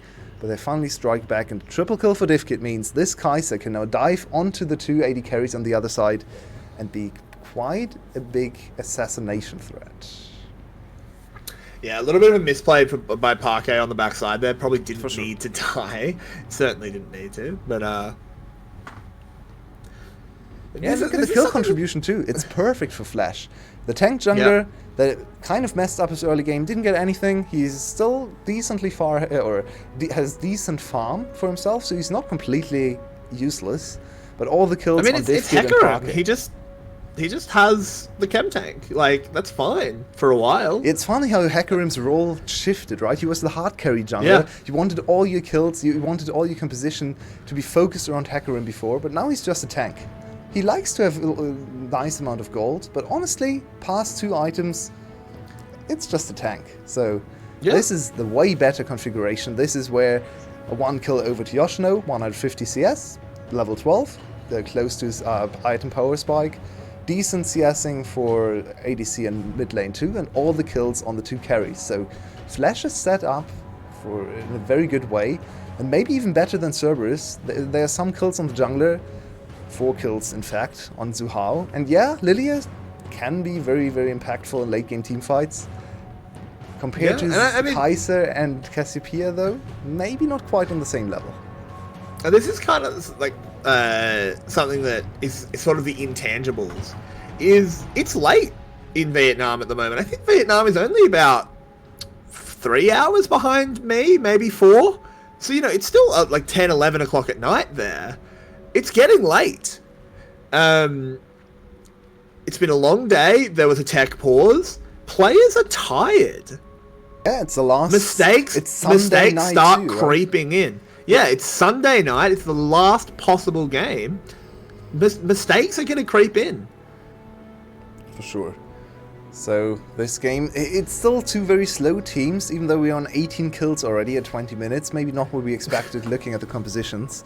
The teams are going to slow down again, maybe farm up a little bit more. Xayah needs 2 items. Kai'Sa doesn't really need 2 items, but the Cassiopeia needs a little bit more time. So in the moment, I actually would like to see Flash maybe go for another engage, maybe try to go for a Baron bait, because their Kai'Sa at the moment is a bigger power point than Xayah. Xayah is strong on 3 items, but not quite as strong on 2 items, so I feel like this could be a good time to strike again. Don't take away the gold, Meliodas. What are you doing? Yeah, I'm not... Why is Meliodas here? I guess they were scared of a counter... Yeah, okay. They don't even get the tower, though. An interesting passage of play here for Flash, because another tower has fallen. That one to Yoshino. Yep. No, it was on top lane. No, sorry. Yeah, I'm an idiot. Yeah, they got the tower. So it's still a 2k gold lead for Cerberus, but look at the dragons for Flash. Yoshino finishing his first on item, so that's 1k back. As I said before, gold spikes maybe a little bit better for Flash, or the kill contribution, maybe a little bit advantageous there. Right now, Pan is still pretty strong on his Renekton, 2 items completed, so he's pretty tanky and has a lot of burst damage. But he's going to slowly fall away when it comes to scaling, and Renekton really bad at dealing with Cassiopeia too. Especially against Exhaust Cassiopeia, she's just going to zone him away, look him into the eye, and petrify him, so... Ooh, here's the Yoshino ult. Palette not able to land the taunt. It does get the Feather Storm, but that's only a very short window to take advantage of that. On ult for Xayah, ult can be good for you if you get another engage on Xayah, because now she has no defensive tools. I mean, she still has Flash and Cleanse, so... Look at Xayah, keep your eyes on Xayah. Can they do anything about her? Flash taking a lot of poke, though. Ooh, this is dangerous. Yeah, Palette tagged by that Swirl Seed. But still, this is still the point Xayah is not at 3 items. Kai'Sa is at 2. Currently, DivKid is a bit stronger than Artemis, but it does come down to execution, as Ron OP is going to start it off. Oh my god, Yoshino, you are not that tanky. Buster shot. The satchel charge doesn't quite kill him. He has TP. He can rejoin this fight, have a whole new health bar. But the Dragon's going down very, very quickly. Meliodas, he needs to ult if he's going to go for the steal. And in the end, they just call it off. There's the TP. Cerberus will get there first. Isolated. Yeah, I think Pun's going to be the target, and the knock-up lands. Yado, though, firing back. There's Parquet over the wall with that petrifying gaze. But no one is sent to the grave. Everyone manages to evacuate from Cerberus, and they win out big. Turn to stone, but not quite enough to kill them. That's a flash There's a flash burned. Yoshino is so Artemis squishy. Dashing forward. There's the onslaught of shadows, and he just instantly goes, oh no, into clock. But Yoshino wants to turn this because DivKid dives in, but Zuhao immediately goes gold after Pun flashed away, so DivKid cannot turn it around. I think the re-engage on the backside there was actually quite important, though. Cerberus might be dissuaded from taking the Baron. No, they are not. There's the teleport. They want to go for this one. I think it's a good call. Dangerous, though. It's dangerous for sure, but Meliodas is not there. No smite. Parky very low on mana. 1 rotation, then he's out. So this could be the serious winning fight. Oh, and there it is. The headbutt straight into everything, and DivKid is gone, kid. And that's going to be a Baron. I think you're right about it potentially being series ending. As that is Cerberus with a Baron with a 5k gold lead and looking dominant in Game 3. We have to look back to the team fight at Dragon where Flash just too scattered. They didn't quite know what to do. They didn't step up together. Yoshino got chunked down to almost, he almost died. He had to flash away. Then teleported back in, was the front line again and died again almost immediately. So, I mean, he didn't die in the end. He's still on 0 deaths, but you know what I mean. He had no HP to work with. So, in the end, Flash not quite crisp enough in their communication, in their teamfight setup, something Flash was known for with the prior lineup, with Ego and Slater, and of course Kati. Teamfight gods, all of them. So maybe we can see a little bit of the lack of the teamfight prowess on the carries. I mean, it's kind of hilarious how that played out. It almost looked like Hannibal against the Romans, you know. They had their front line, and then as soon as the Hecarim charged, the center just faded away, and the sides came in to crush him. Easy peasy. It was so good. And then it looked like a battle plan. Palat came in. He thought he was enhancing the engage. He thought he was strengthening Meliodas by harassing his insane tankiness, but then Meliodas was dead, and Palat just died too. So crushed by the Gallic infantry. Yeah, I mean, it was just super well played. This is something we have to constantly praise about Cerberus. It's just their teamfight execution. It's beautiful stuff. They are one of the best teamfight teams in our league. Not necessarily in terms of individual mechanics, though those are no slouch. Just in terms of how they play off each other and how they dance around each other. It's lovely to watch. They have a very clear plan every single time. Meliodas. Their compositions are very easy to understand for both sides, but it's hard to counter. Front-to-back team fighting is just a concept you can't really deal with in a meta where split pushing is this weak. Maybe split pushing gets buffed again. Cerberus could fall to some better split pushing teams because their compositions are very much about the 5v5 almost all the time. But right now, it's prime time for their team fight compositions. And Flash is falling away. Oh my. Oof. Oh my word. Yeah, Yado has been playing insanely well. It's finally arrived. His cake, he digested the cake. Now he took in all the birthday gifts. And yeah. I keep wanting to say Artemis is having an incredible game because I'm thinking that Tristana is Artemis because I'm just used to him being an ADC. But no, it's Yado. Not that Artemis is playing badly, but this game, Yado is definitely the star as he is 6-2-4 and has been absolutely shredding the front line of Flash. Yeah, basically completely neutering the enemy team composition, right? Double tank, maybe even triple tank, you could argue, but not against Yado. Yado is just chunking through them, no problem whatsoever. It helps that this item is very, very strong. The Lord Dominic's Regards. Coming in immediately, second item for Artemis and Yado, so definitely cutting through all the armor with ease. And now Flash. They are 7k gold down. Slowly but surely Yoshino is getting stronger. He should not die this quickly again.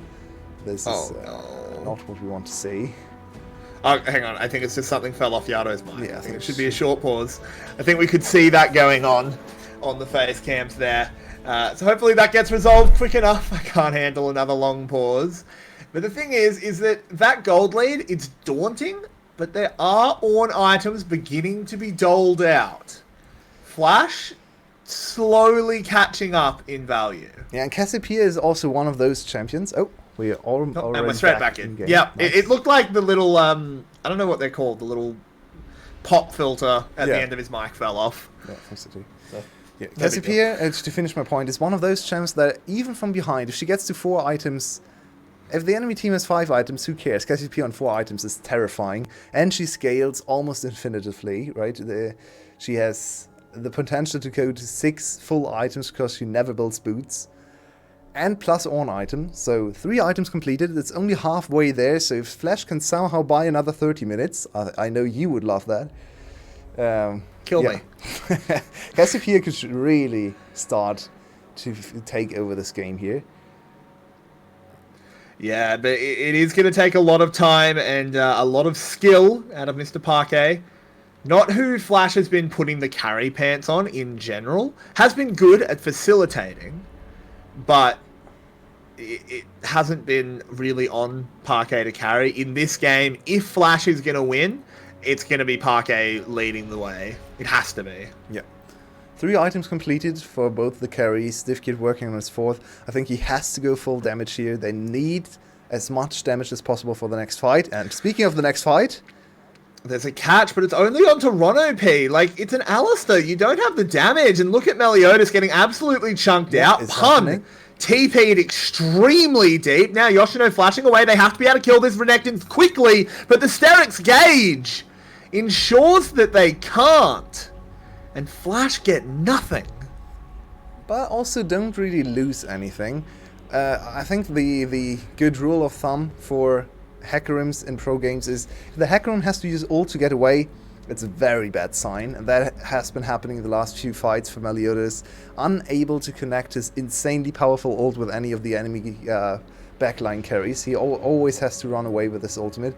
At least he stays alive, so no threat of Baron being taken under the noses, but yeah, it's still a pretty bad fight. 8k gold down, 2 dragons now secure for Cerberus. Sadly, they didn't really play around dragons early on, so Soul's still pretty far away.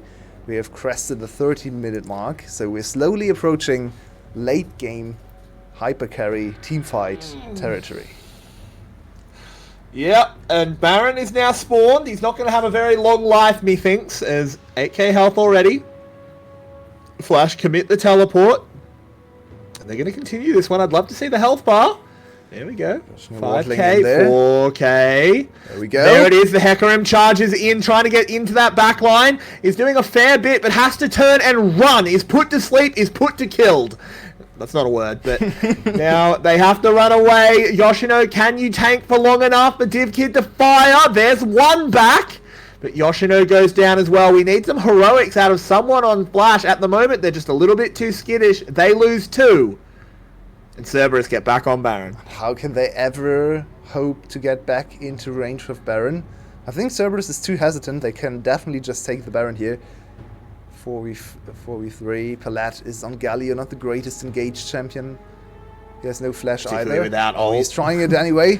Oh, he gets the big taunt. Okay. Artemis is the target. They blow it up. But look at this. There's got another ADC. It doesn't matter. It's the Yado show. Happy birthday, son. As Parquet will go down. The ace is secured. Meliodas respawns, but even Hecarim's not fast enough to get to this Baron. Nexus Tower even falls. Disaster.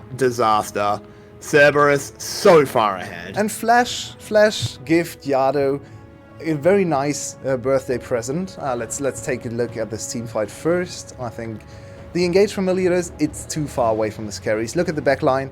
They can't step up too many feathers. And Divkid, He really tries to have an impact on 3 items, but very good stopwatch to the Leifenpan. In the end, Divkit able to dive into the backline for 1 kill, but it's just too little.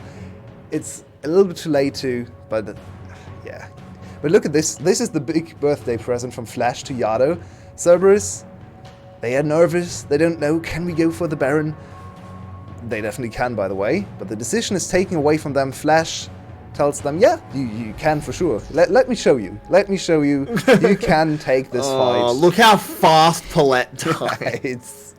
That was very ill-advised from Palette. You should never go for the engage there. Why? Why go for the engage when the enemy team is clearly thinking about Baron? Wait for them to engage Baron. Wait for them to get AoE'd by Baron. The debuff from Baron to come in. Why would you engage beforehand? That makes no sense whatsoever. It was a big birthday present. I think Cerberus should definitely answer with, or respond with a nice thank you card for this one. Yeah. I mean, the game was pretty much over before, but now it's another Baron. It's a 3rd dragon, and Cerberus just with the last few rounds before they can close out the game here. Yeah, this is almost a bit of a victory lap for Cerberus at this point. They probably could have ended, honestly, after that little int. Oh, hello. As they pop over the wall. Palette. All right, cool. Tristana, very balanced champion. Yeah, Tristana, pretty strong. Rono P moving in. Yoshino hits a whole lot of knout with that Call of the Forge God. Park is not dealing any damage to Pan. No, Parquet can do absolutely nothing. The inhibs are falling. Flash, well, they're the bottom tier team for a reason, as they have been cleaned out of map 3. Pun is going to go in. Look at all of the damage. There's a little bit turned back, but it doesn't matter. Artemis is auto-attacking the Nexus, and that is going to be it. Cerberus, they pick up the win over Flash. They secure themselves 2nd place for now. Still a ways to go, but they are in 2nd at the moment as they secure that win. Yeah, and in the end, I don't think Flash has to be super sad about today. They were not coming in with the expectation to win the series. They were competitive in all 3 games. They could have potentially won another one, maybe closed out the series 2-0. But today is the day of almost upsets. SGB had the chance at a 2-0 over GAM. Now Flash had potentially a chance at 2-0ing his Cerberus. Not quite there, but both losers from today can walk away with their heads held high. They had a chance. They were competitive with the better teams. And especially for Flash, a team looking at relegations, if they play like this, no team from VCSB will stand any chance against them. It's very true. Now, I'm going to ask you to keep it brief, but Marby, can you give us a thought on Game 3? The game was rigged from the start. The hour-long pause made it so that every part of that game was late game for Cerberus, and they just, I don't know, they did just play better than Flash pretty much across the board, and it's really sad to see. I was rooting for the anti-perfect week for that one guy, but plus it would have been nice to see Flash actually get that win to claim their spot in 7th above GLX where they belong, but they're just going to have to wait until next week, I suppose, because, alas, they lost. They did. Cerberus is happy. Yep, Cerberus is very happy, and normally I would let the 2 of you continue on a little bit, but it's very late. We need to go. We need sleep. It's very late for the 2 Australians. Thank you, everyone, for tuning in. We had massive viewership tonight, which we always love to see. We hope you enjoyed the show. If you did, let us know in chat. You can join our Discord and tell us there as well. If you do like what we're doing, please do consider donating to the stream, subscribing to the stream, or supporting us on Patreon. It really, really helps. We definitely can't do this without support. So every dollar counts. We will see you next week. Same time, same place, same VCS action.